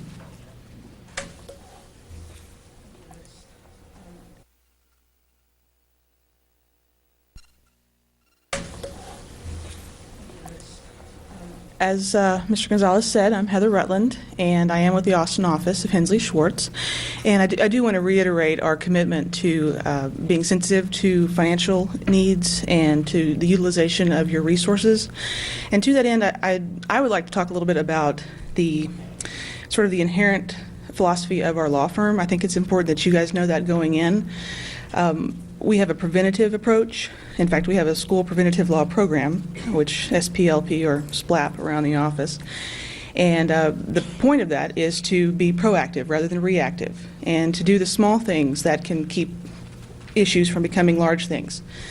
Litigation is incredibly expensive, and while we would very much like to work on your general litigation matters, we would also like to help you keep from having general litigation matters. Similarly, special education, there are due process litigation matters that come up, and that's something that I handle with some routine part of my practice, but those can be $30,000, $40,000, $50,000, $60,000 before you're all done, and when it's over with, nobody's friends, and maybe the kid's better off, but you've made an enemy of life for life with the parent, and that's never a good thing for a district in any shape or form. So I just wanted to kind of talk to you a little bit about that as far as our preventative law program and some of the philosophy that we have. For example, one of the things we do is we have I call it, not everybody else calls it, sort of the gut check telephone call is free.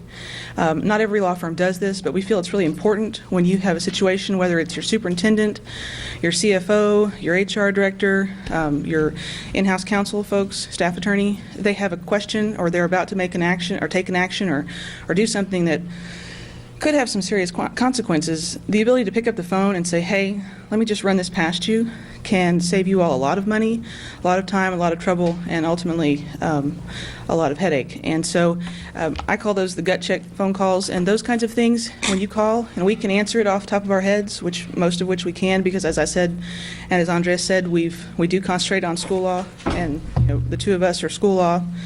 I'm school law, all the time.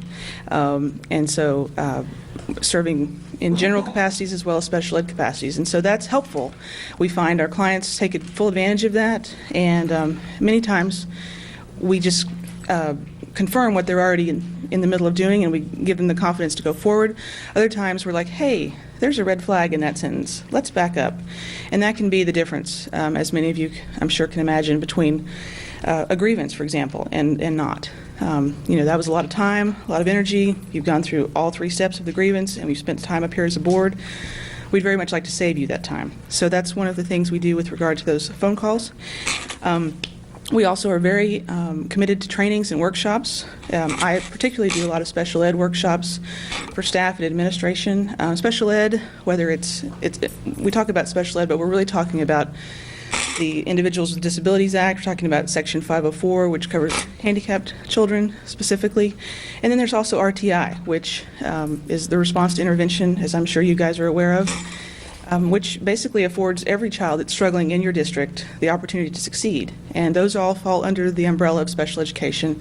Those are all things that I do routinely and that Andreas also does as well. And again, from a preventative standpoint, trainings,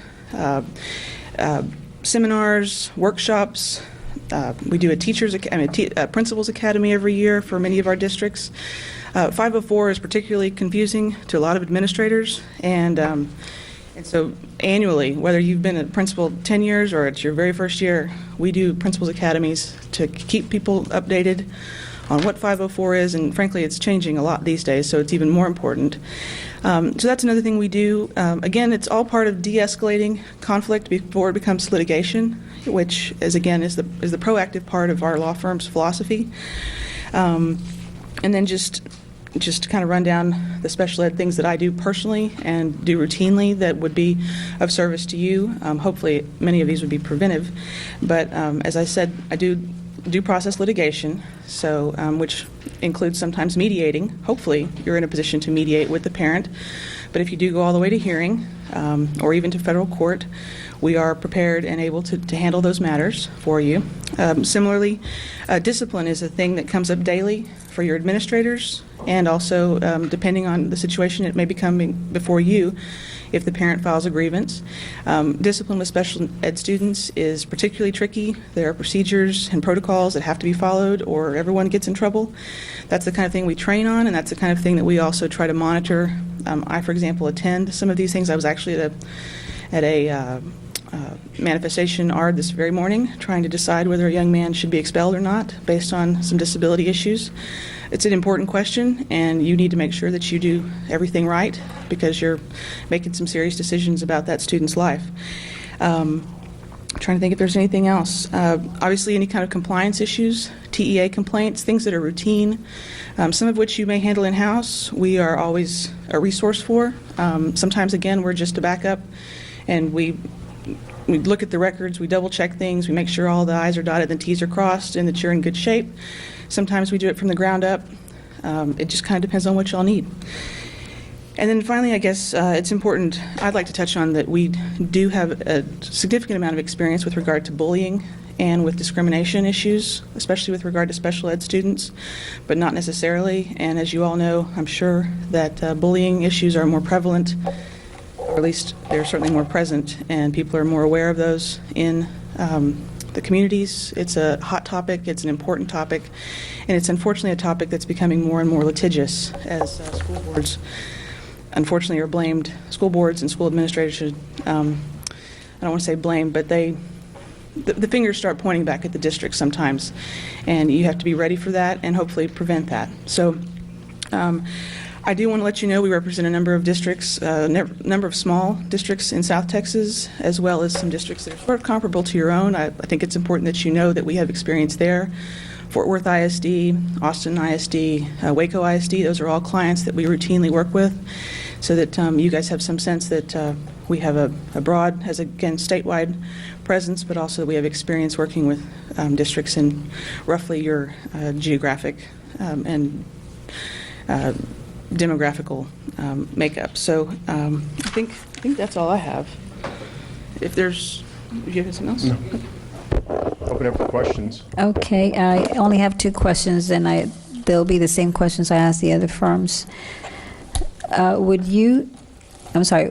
your duty be to look out for the best interests of the district or the board majority? Always for the district. Actually, okay. Can I add to that? You can add to it, yeah. I think it's important to realize that the board is our client, and that's the bottom line in terms of how this works, and we represent the board as a whole. The board, of course, is looking out for the district's interests, and so it's kind of a hand-in-hand question. It's kind of hard to separate those two, at least from where I stand. But basically, we're here to do what you as a board deem necessary for the best interest of the district, and so that's how I would approach it. I don't know about Andreas, but that's... It's the same basic approach. I mean, we're all here for the district. The district includes the children, of course, first and foremost in education. So I think the way I look at it is that's the key, that's the base. The rest of it is dealt with in-house, and obviously you guys have, as a duty and an interest, everything that's great and best for Brownsville ISD. So that's why I jumped on that answer. That's fine. Okay, my next question. As a school board attorney, knowing and seeing that some individual board members' actions to be unethical and political against employees and other board members, would you jeopardize your integrity by complying with their request, or would you advise them differently? I think integrity is a very important thing with our firm. We are not local counsel here. We're not swayed by politics in South Texas or in the Valley. Integrity is key. And Heather and I have oftentimes told boards things they don't want to hear, or told board members things they don't want to hear. I'd rather shoot it straight and get it right and be ethical and upfront about it now than have to deal with it later. It causes nothing but headache and heartburn if you let those things slide and you don't address them. So we both had experience in that, not here specifically with Brownsville, but integrity is key. If you can't trust the attorney's word, if you can't trust the attorney's ability, then there's a significant issue with that attorney and with that law firm. I would agree. To echo that, I'm dealing with something very similar to what you described right now, and it's difficult to represent the board as a whole when you have a very fractured board, especially if there's a board member or two that are not where they maybe should be ethically or legally, and that's a hard conversation to have, but it's one that we have routinely. And again, the honest approach, telling the board and the board members what their options are from a legal standpoint and what the ramifications of their actions are, that's what our job is. Your choices as board members are ultimately yours, but we do our very best to advise you and hopefully keep you out of trouble. Good. Okay. Thank you very much for your presentation. Thank you for your time. Thank you.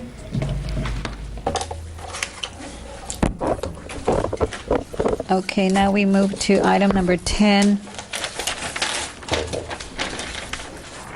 Presentation of Brownsville Independent School District Financial Report for the period ending February 29th, 2012. Madam Vice President, members of the board, if you have any questions, Mr. Garcia is here to answer specifically in that area. Any questions or comments from the board? Okay, we move on to item number 11. Presentation by staff attorney and insurance department regarding all legal fees, court costs for hearings and motions incurred on Rendon's, Juarez, and Gonzalez lawsuits with authorizations for each billing. Dr. Montoya?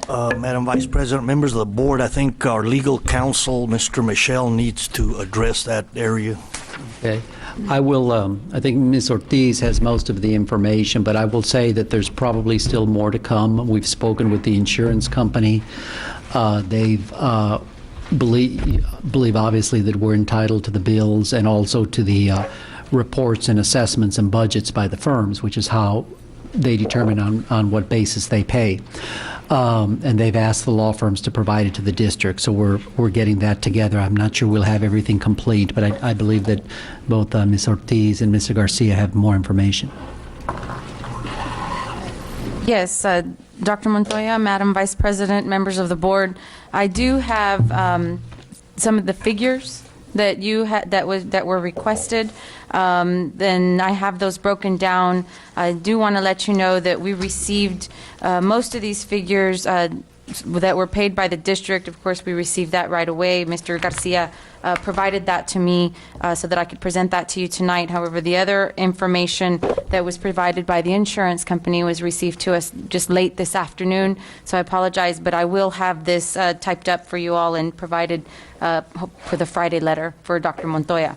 But I do have the figures here, and only to go into the final figure amounts, I don't want to address any issues at this time as to exact issues as to what was paid and how it was paid unless we move into executive session, although, as Mr. Michel stated, I don't believe that we would have complete information to date on all of that. So without anything further, I'd like to go ahead and present some of the figures that we have.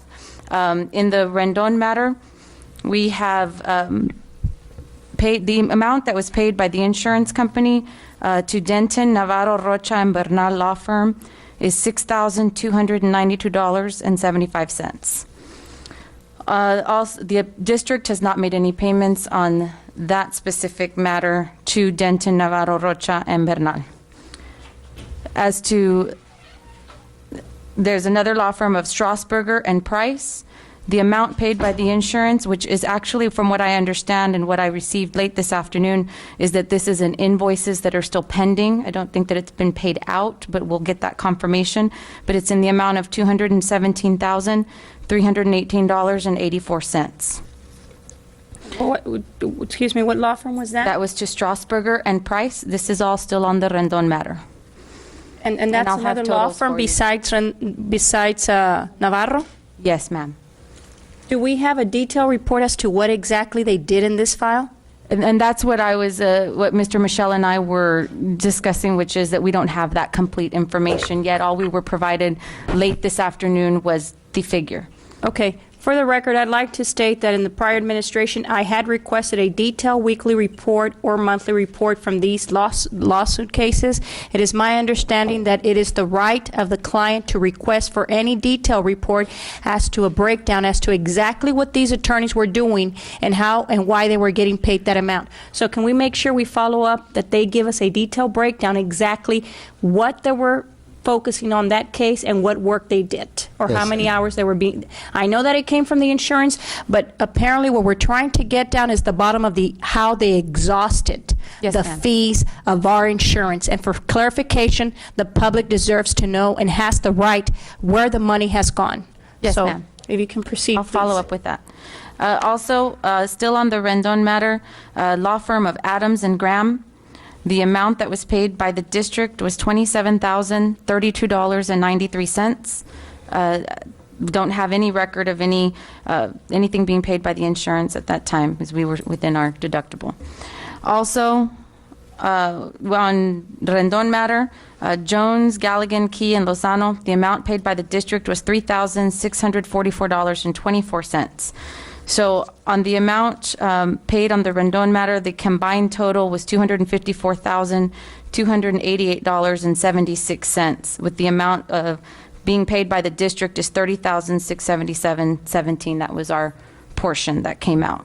What was that amount again? 30,000? The district, $30,677.17. And that's the information I have today on the Rendon matter. Before you continue, Ms. Ortiz, these payments were paid for what? For hearings, motions, or what were they for? That's exactly what was referring to at the very beginning, was that we don't have the backups or breakdowns at this point. But the insurance company is, and Mr. Michel has made contact with the insurance company who has gotten authority to release all of that, which is, it's our documentation to be released to us as to what they were billing for. You have a question? Yeah, I just have one question. All of this total was from that 1 million of the balance that we had for the cases, for the attorneys? I don't know about that, Dr. Saavedra, but I do know that we do have coverage per claim is $1 million per claim. So we would have to get that information further from the insurance company as to if that amount was deducted from the claim and therefore what the balance remaining would be. Okay, can we backtrack a little bit? Sure. I requested this information, and I was hoping that a representative from the insurance would be here because they have all the information that we need, all the answers to our questions. First of all, I would like to know what is the amount of the coverage that we have to settle any case, And also the amount that's allotted for attorney fees. Is it like $1 million for each for attorney fees and $1 million for? From what I understand, it's a inclusive policy, so it's $1 million per claim. Therefore, anything that comes out or that's charged against it would come out against that $1 million, from what I understand at this time. What they consider a wasting policy, which Right, but as you it's- use it, you're actually using the coverage. You're draining. I know, draining I the understand that, but is there, out of that 1 million, does that cover attorney fees as well? Yes, ma'am. It's only 1 million, because I was under the understanding that it was 1 million to settle any case or motions, and another 1 million for attorney fees.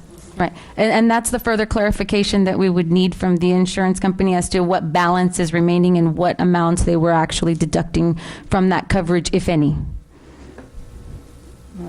And Ms. Longoria, just to respond, we did, I believe Mr. Michelle did contact ACE Insurance, and at this time, they are doing what they can to provide us all the documentation, but they were unable to be here this evening. Yes, Ms. Garcia? The other question is, from this is just what we have paid, but for clarification, we want to know how much has been paid from the insurance company to attorneys, because it is our understanding that attorneys have already gotten paid through that policy, which means that if we had $1 million policy and the insurance has already paid our attorneys $700,000 from that policy, that means that there's only $300,000 left. Right, and that's Okay, the so- balance that we're going to be working. I'll be working closely with Mr. Michelle and the insurance corporation to get that information for you. But as of right now, the amounts that I am providing you are the amounts paid to attorneys. So there could be other. I don't think there would be any other expenses, but I mean, if there's something else, then it would be noted. But that's just this from is the all district. just for attorneys. But you're saying that this is what the district has paid, not the insurance, because there's a difference, or is it going to be both? Is it going to be the combination of the insurance and the district itself? Well, recall that we have a deductible of $50,000. So the amounts that I'm providing to you that have been paid by the district are amounts that Mr. Garcia has provided to me that has actually been checks paid out to those specific law firms that I mentioned. If I may, the answer to your question is yes. We will get both what the district paid and what the insurer pay. That's what we've requested, both Ms. Ortiz and I, and we've each gotten confirmation that that's going to be the case. And I think Ms. Ortiz is just pointing out that what we were able to get right away was through the efforts of Mr. Garcia. And so we know what the district provided. It's going to take a little bit more time, and we're going to have to work, but we will get that other information. Okay. Did they give you a timeline? Because I had requested this information like 2 weeks ago from Dr. Montoya. I had requested a detailed report of all billings with authorizations. I believe, if I may, and correct me if I'm wrong, but I believe that we received the request last Tuesday. So immediately we were, and based on an email, I believe that was No, I'm not provided in referring to Dr. you. Montoya. I'm just referring that perhaps I wasn't, thought maybe Dr. Montoya or Mr. Garcia had contacted the insurance for us to gather that information. Ms. Longoria, when you sent your information, I think I got that very soon after, and I did contact the insurer right away and informed them of the request to be at the meeting and to move on. So they were aware of it 2 and weeks they're aware, ago. and even though it may have taken some time, the insurer is saying, we will provide that information, and they say they've directed the law firms to provide that information, and at least one law firm correctly pointed out that it is their ethical obligation to provide this information. Okay, you may go on, Ms. Ortiz. Just to reiterate, because I do want to make sure that we have clarified, is that the amount that that I was relating to, like the Strasburger and Price, the $217,000, that's the amount that we were informed that the insurance company provided. That's not money that the district has paid out. And again, that's apparently a pending invoice from the latest email that we received from pending. the insurance company. Yeah, Okay. but in the long run, it is BISD tax dollars that are paying. We're paying the premium, so it's Yes. still our I tax just dollars. wanted to clarify as to the the amount to respond to Ms. Garcia's question.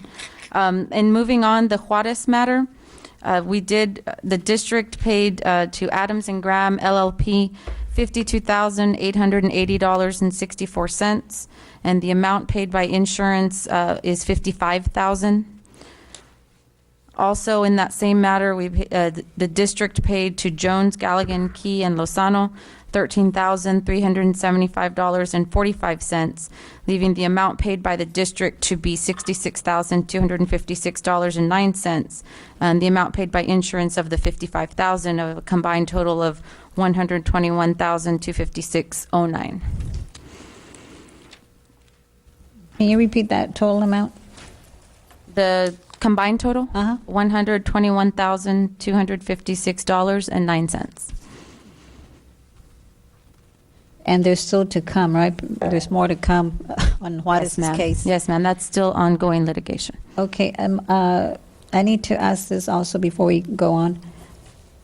The monies for Rendon's case, what year, which policy, which fiscal year did that come from, or is that coming from?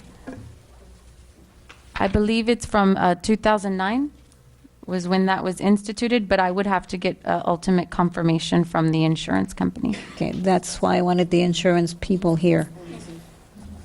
Yes, ma'am. You know, that's one thing that we reiterated. That was a question that I had brought up the last time, Mr. Michelle, that we needed to make sure that it was looked at, that what policies were going to cover what, because policies run from one time, year to year. From year to year. So that was something that we needed to follow up on. And we've had communications with them pointing out where we believe it would fall in, but we need for them to confirm that that's where they're actually drawing the money from. Okay, because I know that we're in 2012, so. What about on Mr. Juarez's? Do you know which fiscal year that was? I would have the same response, Ms. Longoria. Okay, you may continue. Okay, and moving on to the Gonzalez matter, we do have a payment that was made by the insurance to Gordon and Reese, this amount also is a pending invoice, and it was for the amount of $32,432.23. Also, that was paid out by the insurance, or is a pending invoice, excuse me. Also, Denton, Navarro, Rocha, and Bernal were paid by the district $366,775.10 for the investigation it conducted. An investigation the attorney conducted? Yes, ma'am. And that was paid out of the insurance or BISD? BISD. And what year was that? 2009. She doesn't know. Yes, that's it was when that started. That's when that began. That was paid in 2009, or authorized in 2009. A special called board meeting of January 27, 2009. That's when the hiring was. So that was taxpayers' money, the whole district, $366,000. Yes, ma'am. So the combined total to date on the Gonzalez matter is $399,207.33, and that continues to be ongoing litigation as well. Okay. Do you have any idea what the balances are? I do not know.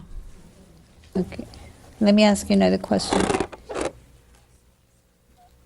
Should all the money been, if the money insurance covers for it's been exhausted, BIC is going to have to pick up the tab, right? That's my understanding of the policy, yes. So we go to court on any of these two cases that are still pending, BIC is going to have to pay. That's my understanding, yes. And that will be coming out of our fund balance, Mr. Garcia, I assume. I have a question. Go ahead. I'd like to share this, and I don't know how administration wants to do it, but I know we're going to get the report, but I'd like for administration to make sure, and I'm going to send you an email. I'm going to follow up that item with an agenda item that it is presented, so be prepared. I want, Dr. Montoya, I want you and your staff to be prepared, and Mr. Michelle, that there's a presentation that is to be given to the public, because we don't know what's holding on for us ahead of us. And if those policies have been exhausted, the public needs to be prepared and be made aware that any other expenses will have to come out of our fund balance. So if we have to challenge them in court and face the court, it's going to be costly, and we're just going to have to take it from there, I guess. And I'd like for you to make sure that we follow up. I'm going to send you, it's going to be an agenda item that I'd like in regards to that information that's going to be given to us. I don't want just for us to have it. I also want the public, we got to share with the public, because, and let's be prepared that if those policies are exhausted, we need to come up with the figures and see what's the remaining balance, because we got to prepare what's ahead of us. And it's coming real soon. Dr. Montoya, I just want to go on record, and my reason to request this information was because we have not had any line of communication with our insurance company, insurance representatives. And that's why I was hoping that they were here so they could answer our questions. And I'm hoping that in the future you might be able to get them to come in and communicate with us to update us on all these cases and what monies have been spent on hearings, motions.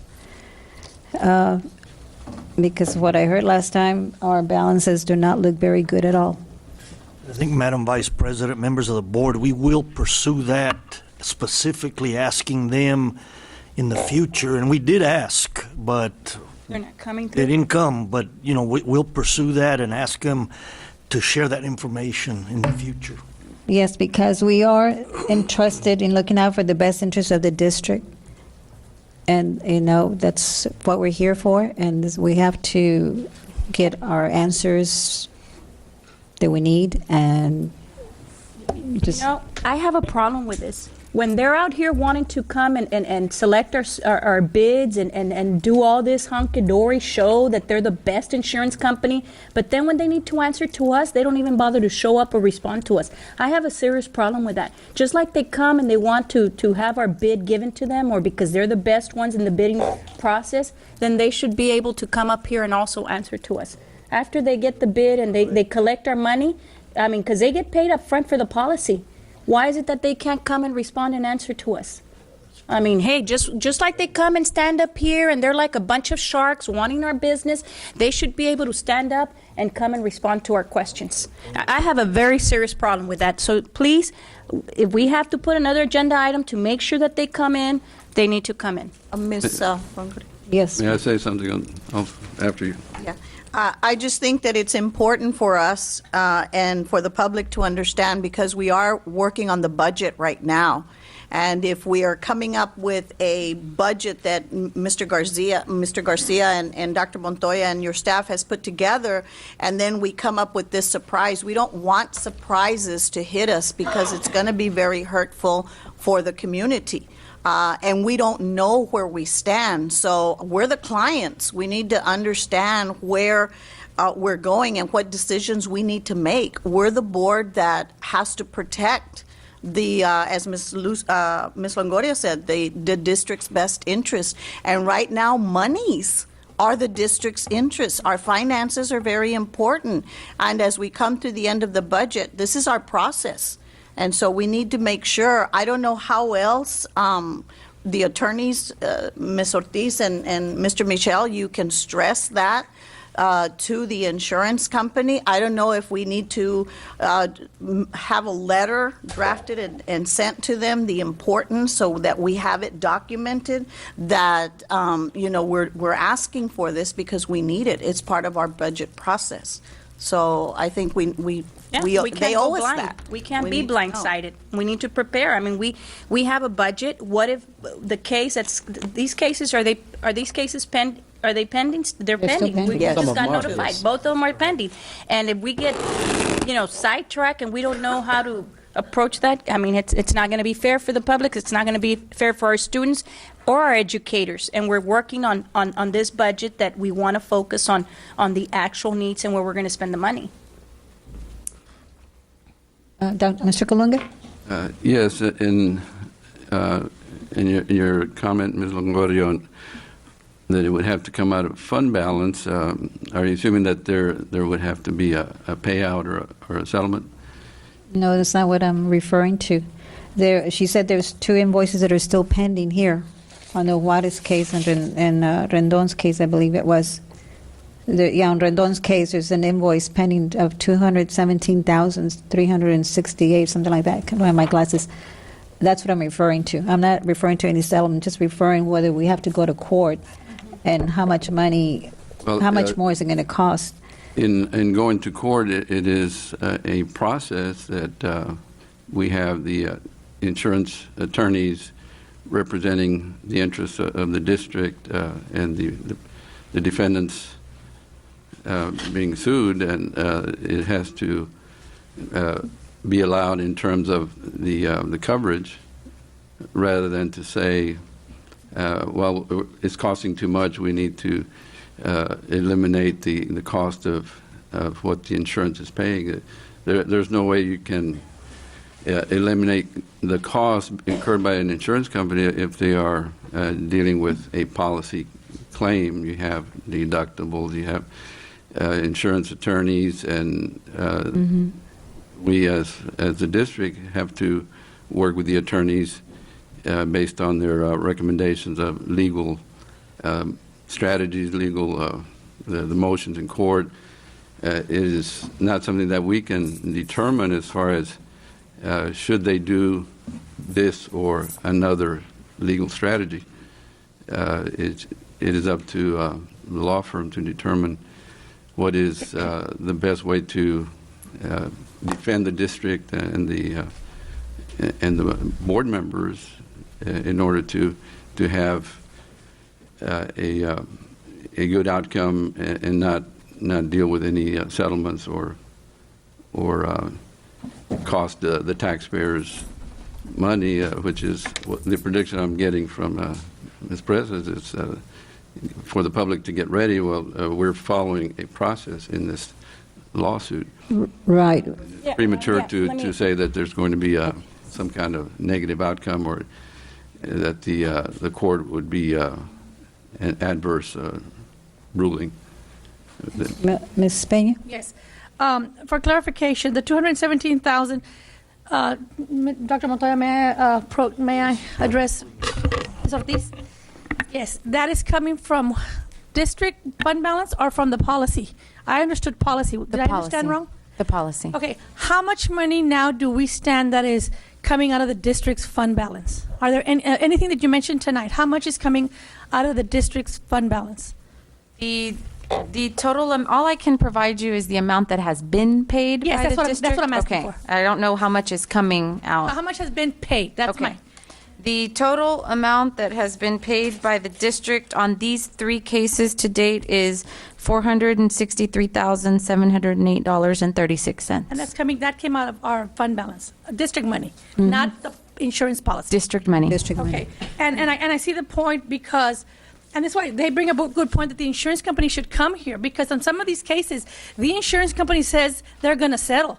They make that decision. Well, from what I'm hearing, they have $1,000 per claim, $1 million per claim, and they settle and they want more. Well, they're only going to pay their $1 million. The rest is on ours. Right. So they shouldn't be able to make a decision like that, which is going to cost us. So for them to say, go ahead and settle it, it opens the door and rivers of people. Come on, everybody, come sue away. We pay the $1 million and let them pay the rest. That's wrong, because we're sending a very bad message. Sue the district. Come back and work for them or be part of them. No, it's not about that. Sometimes you have to fight to win on principle and not just fold your hands and give up because it's supposedly costing you more money. Like some attorney said tonight, the more you settle, the more you're going to get hit. Because the word is, hit them, they give in. Hit them, they give in. No, we can't do that. That is not a fiduciary duty of our part to agree with them when they say settle. No, sir. If we did something and we were right and they're coming against us, we need to fight it. We need to fight it to make it stop, or it comes over and over and over. And breaking this district is not in our plan. This is not what we were selected to do. So they need to come and explain to us why on God's earth are they asking us to settle a case that we should be fighting so we can establish that we're here to fight and what we do, we stand behind. So how do we get that message diplomatically across to the table to get them here? Dr. Saavedra. And I guess to reiterate, Ms. Peña, because that's all we're asking, that we're the clients, that they're making the decision. Yes, it's a process, we understand, but we need to know what the process is. Any attorney, any insurance company, anybody will tell their client what the plan of action is. We have no clue what their plan of action is. We just know we keep spending the money, and they keep saying, don't worry about it. It's in your policy. Well, that's not good enough, you know. So I think that that's where we're seeing so much confusion, because we're in the dark. And that's where I think we need to just have them come, make the presentation, and answer questions that we have. Yeah. Mr. Aguilar?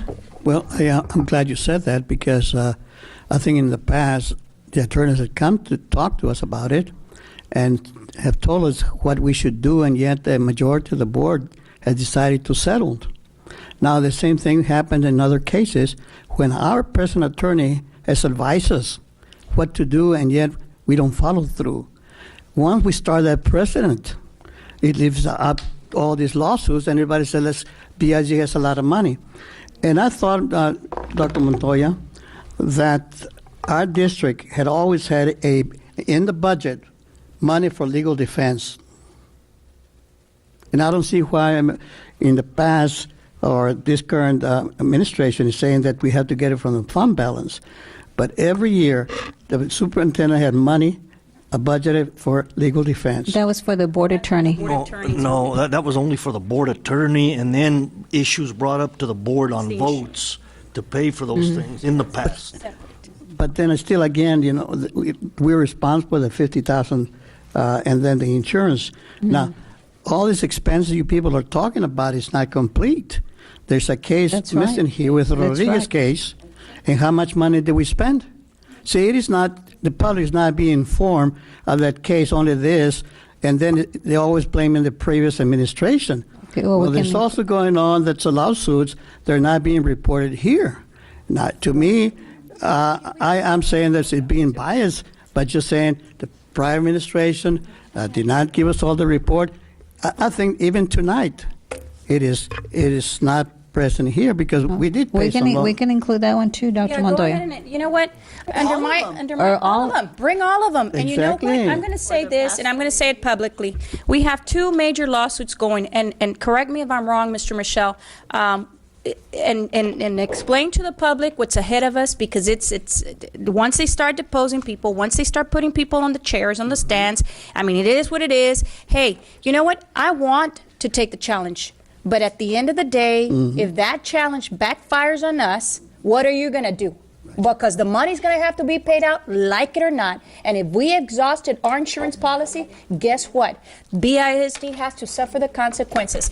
Now, for the record, please, and I know if I'm not mistaken, I think on my lawsuit, you just mentioned it, you know, my lawsuit, I think we got to spend like about $40,000 or something like that. But go ahead and include it into that. You know what? It was a frivolous lawsuit because I did my fiduciary. I stood for what I believed in. I did what I had to do, and I had to go with the blows and the punches, and it's fine. At the end of the day, I was very proud and very pleased to the way those attorneys represented us fully. So, but anyways, in that, Mr. Michelle, I'd like for you to say that we do have two cases coming up. If I'm not mistaken, I guess you were with us the last time. Am I correct? You're talking about the two active cases that are on the list. And those here. are strong cases. Yeah, well, those are the biggest, most significant lawsuits right now. So, yes. I mean, I would say as a board member, let's go head to head, and let's pull them out there, and let's do what we got to do. Yes, sir. Mr. Ergen. Well, I think as board members, we all say that we're doing the right thing. And I think what we did in the past, we also can believe, and I can tell the public that we did the right thing. And it was proven by TEA and some of these agencies that we did the right thing. Now, and one of the lawsuits, even though it was dropped, he left it open that the person can come back and sue that individual again, if I understood it correctly. So it's not only those two major ones, but I suspect that we're going to have 4 major lawsuits pretty soon, and it's going to cost us. Dr. Montoya, if I may, if there's any more comment, I would highly recommend that everyone move into executive session so that we're not disclosing any strategy or anything like that. Mr. Boyd? Yes, ma'am. Can we get in writing what you gave us? Can you email it or just put it down? So I was writing so fast, some of the numbers were not going down as fast as I wanted them to. Yes, Ms. Pena, I do have it. I had it in my chicken scratch because I got it so late this afternoon. But thanks to the long meeting, I prepared it and finalized it, and I will send that over to you. I so appreciate that. Is it? It will be in the Friday letter. Thank you. That's good. Bye-bye. Were you going to add some more, Ms. Ortiz? Oh, before we go on, I just wanted for clarification, Mr. Colunga. My concern here is the monies that have been spent, especially when the attorney has taken it upon his own to file motions and rehearings without consulting with us. It does need board approval. What would be the option as far as a legal decision? Dr. Montoya, again, I would reiterate that if we're going to Talk discuss. about an executive session. Thank you. Okay. Do you want to go to the back? We don't have a forum. We have 4. Well, I think you have it listed already under closed, and I think you can raise it at that later. I don't think you need to disrupt and then come back in. Right. I forgot we haven't. Okay. It's so late. I forgot we haven't done. Okay, if you're done with item number 11, you can go to item number 12.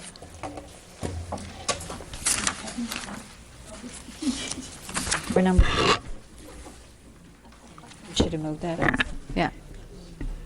Dr. Montoya, the item number 12, I had incorporated within item number 11. They were actually some questions that were asked, so I believe they've been still covered. pending. Okay. Those answers still that remain was my pending. main concern. How much deductible, how much balance we have in each policy. Well, the deductible still remains at $50,000 per each, policy. per case. Yeah. Per occurrence, excuse me. Okay. Next item is B13 board calendars. Dr. Montoya. Madam Vice President, members of the board, very quickly, next week is Administrative Professionals Week, where we honor all of our support people that help us in our offices and administrative assistants, so we make you aware of that. Also, the National Middle School Chess Tournament is in San Diego on the 27th to the 29th. And also, there will be some board members attending the in Boston, the National Convention in SBA and Cube. If I may, Ms. Longoria, I just want to mention it because I have it fresh on my mind. If you could kind of get with me later, especially with the chess kids being flown out to these competitions. They're getting there at 11 o'clock at night, 12. So if we could, I can email you. Yes. If we can correct that problem so they don't get to their location. They lose their hotel rooms. They're sent away because they don't get there on time. So if you can remind me. Yes, we can do that. Also, just very quickly, we shared with the board the summer schedule, and I'll repeat it very quickly. On the week of July 9th to the 27th, we will be having an abbreviated work schedule, 4.5 days. It'll begin Monday through Thursday, 7:30 to 5:30. Fridays, a half a day, 8 to 12. And that's very with what we've done in the past. Also, on July 2nd to the 6th, Monday through Friday that week, we will have our administrative building and district offices closed for the week, but we will also have some skeleton crews available because remember, summer school's still going on. So we will have in the various departments, budget and curriculum and HR, a smaller crew available should issues arise out on the campuses, but technically we'll be closed that week. So, if I may, Ms. Lucy, in reference to that closing, so the schools Summer school will continue. will continue. Yes, and but- there's no way to kind of incorporate those days, right? We'd have to stretch the hours down into July and. But they'll have plenty to make sure. Yes, we will have support people available. It's difficult to run summer school and not have your people. No, here. that's correct. Again, we'll share this after tonight's board meeting with all staff. And Madam Vice President, that is it. Thank you. Oh, I'm sorry, next Thursday, which is it April 26th at 4:30? At 5. 5 o'clock. There will be a budget committee meeting. Do it at 4:30? Also, if I may, Yes, ma'am. an audit committee meeting on the 25th, that's Wednesday. Okay, the At day 4. before. At what time, ma'am? 4. At 4 o'clock, audit committee, April 25th here on Wednesday, and then the next day, April 26th at 5 o'clock, the budget committee. Do 5 o'clock, 4 o'clock. 5 o'clock is good for everybody? 4. 4? I'm hearing 4 over Okay. there. So 4 on both, 4 on both. Let's do 4. Okay. Whatever works for administration. Okay. Works for us. Anyway. Announcements. Okay, thank you, Dr. Montoya. Now we go to item 9, public audience. The next item on our agenda is the public comment period. This is the time for citizens, staff, or students to provide their comments to the board. Statements and questions from citizens will not be permitted during other portions of the meeting, so please let us hear from you now if you have comments to present. To have your comments heard tonight, your name and the subject matter of your comments must appear on the sign-in sheet, which is located in the rear of the meeting room. Each speaker will be limited to 5 minutes to complete his or her comments. With all due courtesy, I will strictly enforce that time limit. If a group of people want to be heard on the same topic, the board asks that they designate a spokesperson to avoid needless repetition. The board has adopted rules to preclude the abuse of open forum by, for example, anyone uselessly repeating the same comment or complaint meeting after meeting. All participants must understand that if your comment, in my judgment, constitutes a complaint against an employer or an officer, I will interrupt and ask you to stop and direct you to proceed with the BISD's formal grievance procedures, be that DGBA, FNG, or GF local. With these cautions in mind, we will now be glad to hear the general comments. Remember, you have 5 minutes for your comment. The first one is Francisco Cifuentes, miscellaneous.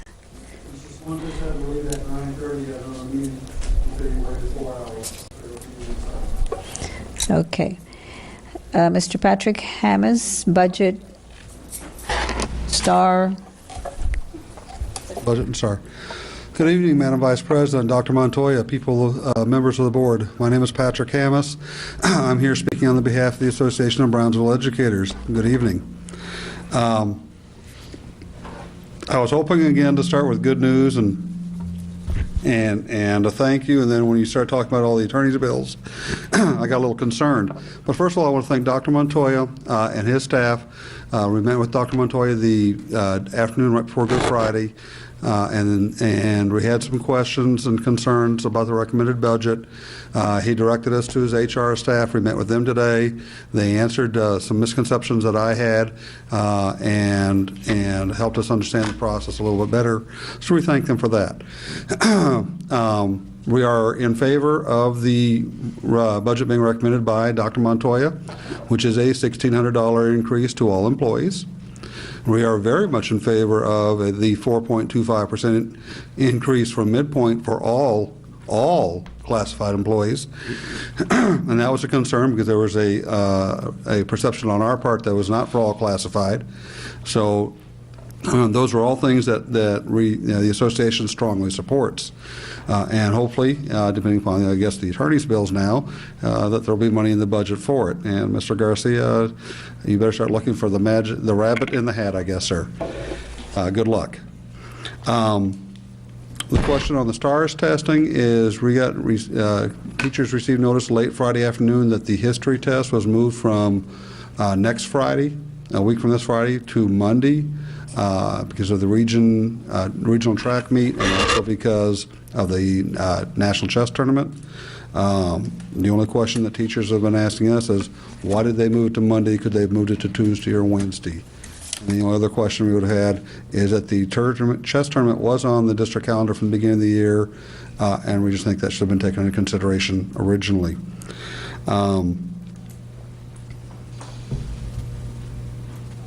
The final thing, Mr. Borrego had to leave. Due to his medical condition, has to take care of himself, and staying for late meetings is not always possible for him. He's going to again talk to you about Stop the Cuts. We've come to the last two board meetings. We've requested it for there is a board presentation so we can present, or for you all to do a resolution, which we're still waiting for. We've also contacted the city. My understanding as of tonight, we are on the agenda for the next city commission for the city to approve this. You had attorneys tonight talking about how they have been lobbying, and have connected with 80 other school districts in trying to get the state to fund the education and to stop the cuts to education, and we are looking for the same support from our own local school board. So we hope that you all consider putting this as a resolution. I know some of you have individually signed that, and we thank you, but as a board and representing the students of our school district, we hope that all of you can come out and put a resolution and sign this resolution. This is not a political, this is not a pro-AOB ETSTA, this is a pro-kid thing. We're just in the process of sponsoring it. Thank you, and have a nice evening. Thank you, Mr. Hammonds. We don't have any more public audience speakers. We go to the next agenda item. Number 16, recommend approval to donate obsolete videotapes valued at under $250 to area Title I private schools. Ms. Peña? Dr. Montoya, thank you, Ms. Longoria. What schools do we have in mind, Dr. Montoya, to make these donations to? Do we have, it says area. So is it schools in Brownsville, schools in Harlingen? Or? No, it's going to be our schools here in the district, but I don't think we've set the exactly which schools it'll be. It says private schools. So the private schools in the city of Brownsville? Well, remember Title I also, Yes, I that know. we get funded, part of that has to go to some of the local Title I private schools. But it's going to be here in this. Yes, here in Brownsville, that's okay, correct. that was my question, because Yes. it said area. I wanted to see what our No, area no, that's correct. Sometimes the area encompasses other. Oh, it'll be Brownsville. Okay, that's it. Move to approve. Second, all in favor? Aye. Passes unanimously. Item number 17, recommend approval of local policy FFE on response to intervention. Ms. Peña? Yes, thank you, Ms. Longoria. Dr. Montoya, what did we have previous to this, is what I'm asking. Okay, Ms. Monfiles, I think you put that package together. Ms. Longoria, Dr. Montoya, members of the board, Ms. Peña. What we had previous to this, it had a couple of general statements, but there was not a response to intervention policy. So this has more detailed? Yes, more- ma'am. Okay, all right. Oh, thank you. Move to approve. I had a question on this one. I'm sorry. I noticed that it mentions, on the policy, it mentions that the RTI team will work together, and there's by tiers of intervention and collecting data, review data, and analyze the data. Who's involved in the RTI team? Ms. Longoria, Dr. Montoya, members of the board, it is a requirement that we have a team at each campus to look at the individual student's data and his weaknesses, his areas where he needs strengthening, and we do also have a district team. So each campus has an RTI team, and the district has a team. Okay, and then and I also noted on page 73, number 6, it says parents may request intervention at a reasonable time. What is that reasonable time? That's a good question.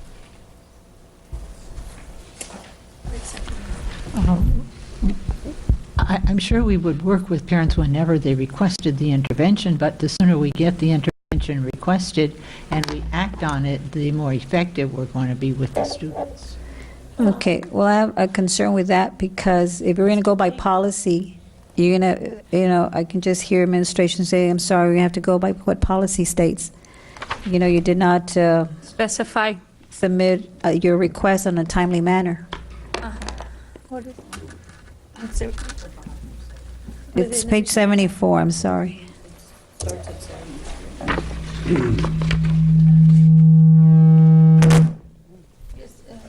I may, Ms. Longoria? Yes, ma'am.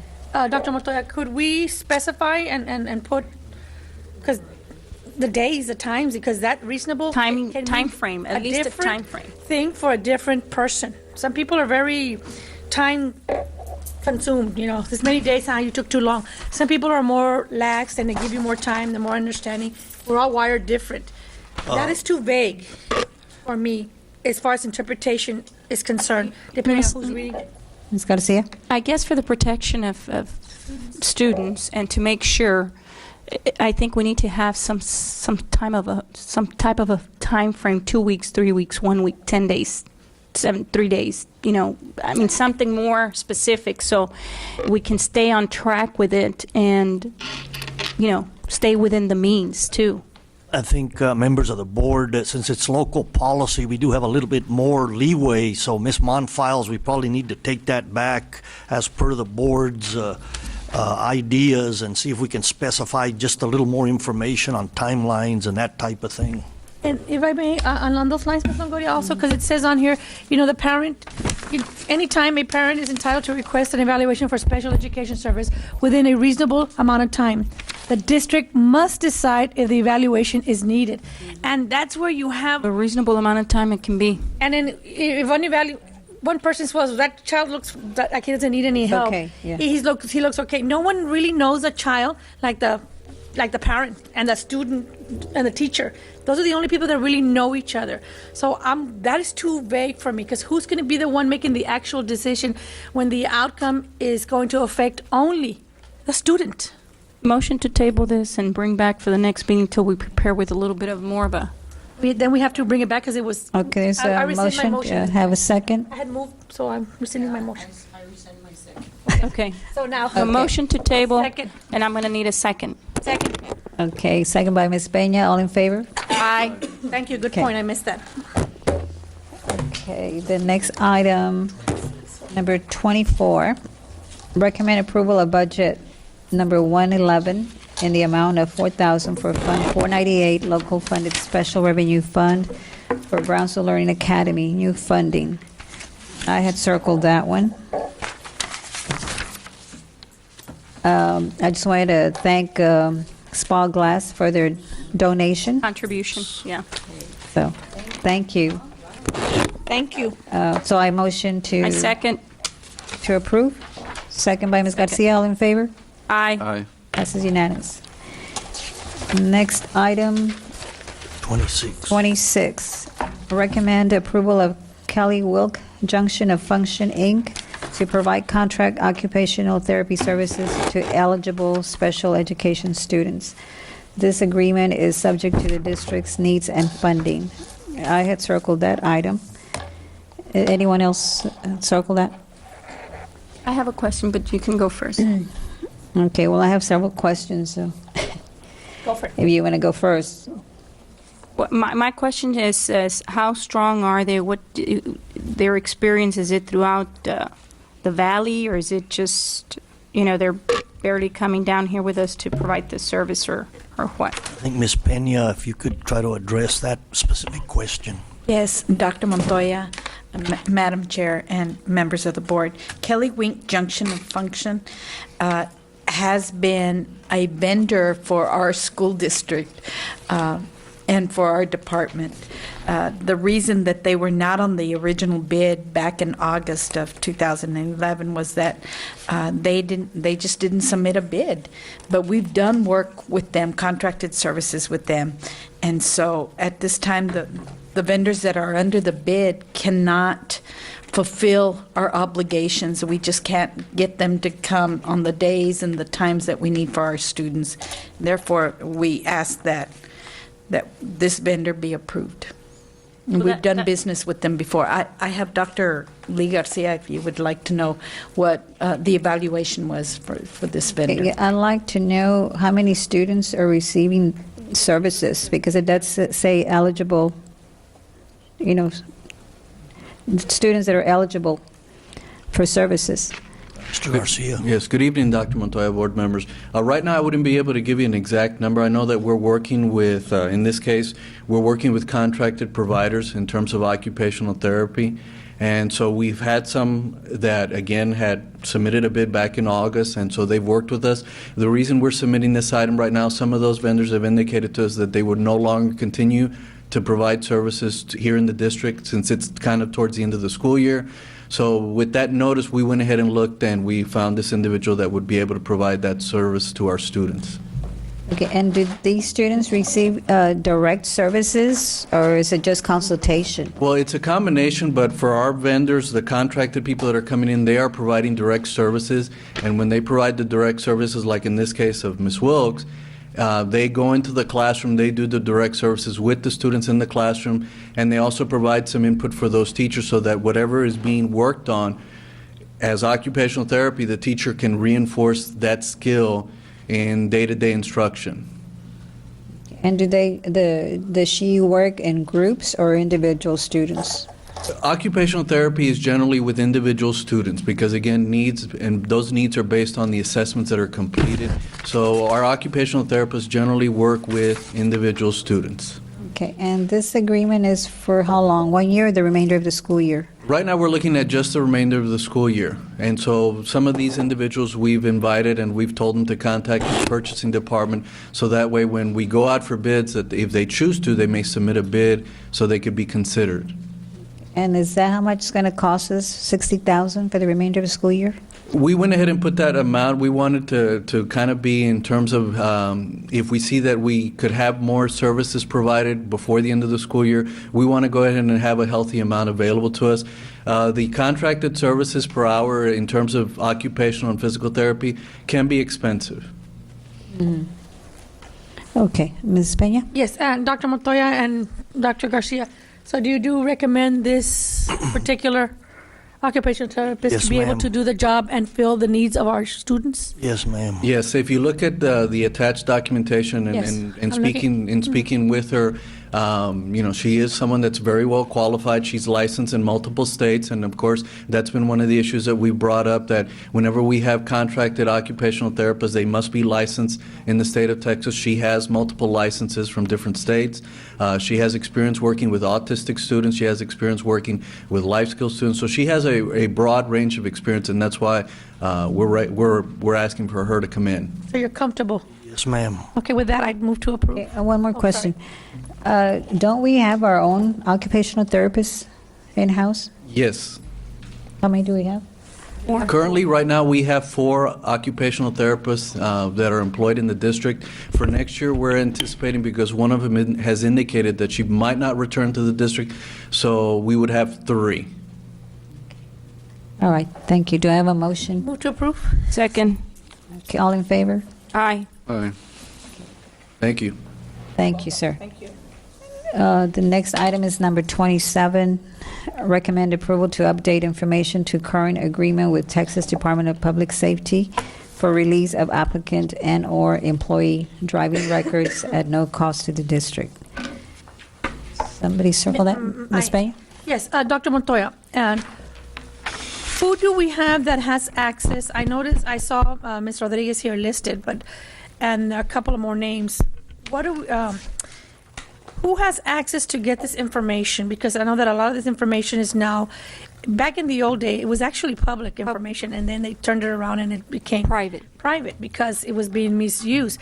So who has access to get into these databases that we get permission from the DPS to access this information? How many people in our district have the authority, and how is that authority safeguarded, that it doesn't become abused and used, out of context? In other words, looking up stuff for personal use and personal information instead of for the district needs. I think Dr. Atkinson, you were going to share that area as far as who has access. Sure.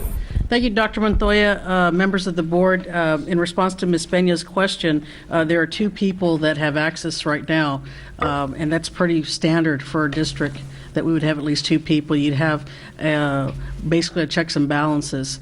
Mind you, these are being run for anyone who actually drives a vehicle for the district. So this is, we work hand in hand with Mr. Haynes's department in operations, because the majority of employees that drive vehicles, whether it's a bus or an actual truck or vehicle, anybody needs to be checked on an annual basis.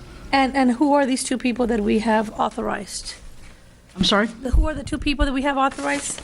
We have an HR specialist and one of the HR officers.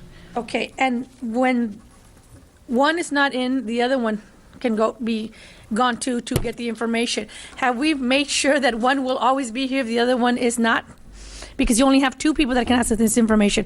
And I know that it's very difficult to interpret the information that you pull out of the system, because that's what I used to do. That was my expertise. And it makes it a little bit difficult. So I just want to make sure that when people are pulling the information and there's a question and doubt, that they have who do they go to get these interpretations, and the contact person. Do you follow what I'm asking? Yes, ma'am. Okay.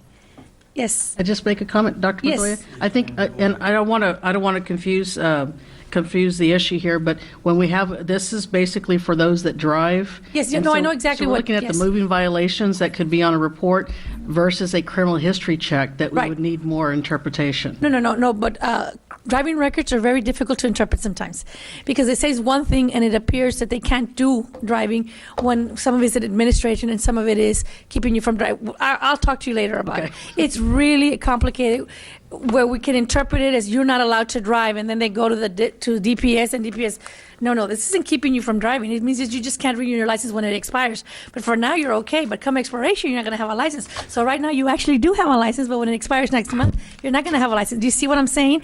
And if people don't realize how those laws are interpreted, I just confused you, and that's exactly what would happen. And then a driver. Motion to approve, Ms. Peña. So I want to make sure that we have someone that you go to get these interpretations, because someone, excuse me for interrupting me, Ms. Presas, has brought to my attention that sometimes the information was misinterpreted. And I want to make sure that doesn't happen. That's all I'm asking, Dr. Ray, that if there's a question, there's a go-to person that can get to the bottom of it. Yes, Dr. Montoya, members of the board, Ms. Peña, there's definitely a process, and really to date, I have not been made aware of any concern that was not addressed already properly by the HR department. Okay, there's one issue, but we'll discuss it later. Sure. Ms. Just for Longoria, we information. have a motion on the table. Do you have a Second. All in favor? Aye. Okay. We now go to closed meeting as pursuant to the Texas Government Code Section 551071, 551072, 551074, 551082, and 551084.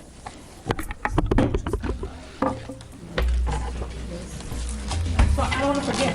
Board now reconvenes from closed session. Do I Ms. have a... Longoria, I have a motion to approve items number 32, 33, 34, 35. 31. 31? Yeah. 31, 32, 33, 34, 35. Second? All in favor? Aye. Aye. Passes unanimously. And I just have one comment on number 31 on the resignations. One of our employees that resigned, Ms. Terry Mendez.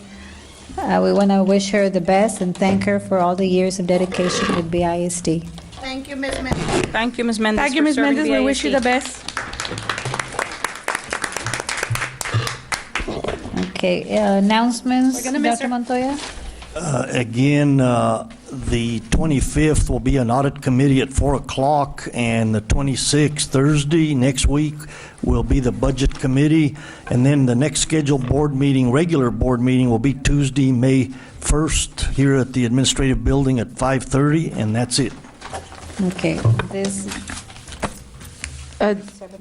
Dr. Montoya, if I may, just going back to 37 or 38? B38. Yes. 38, also we B have and C? Was there any action? No action. No action. okay. Thank you, Ms. Ortiz.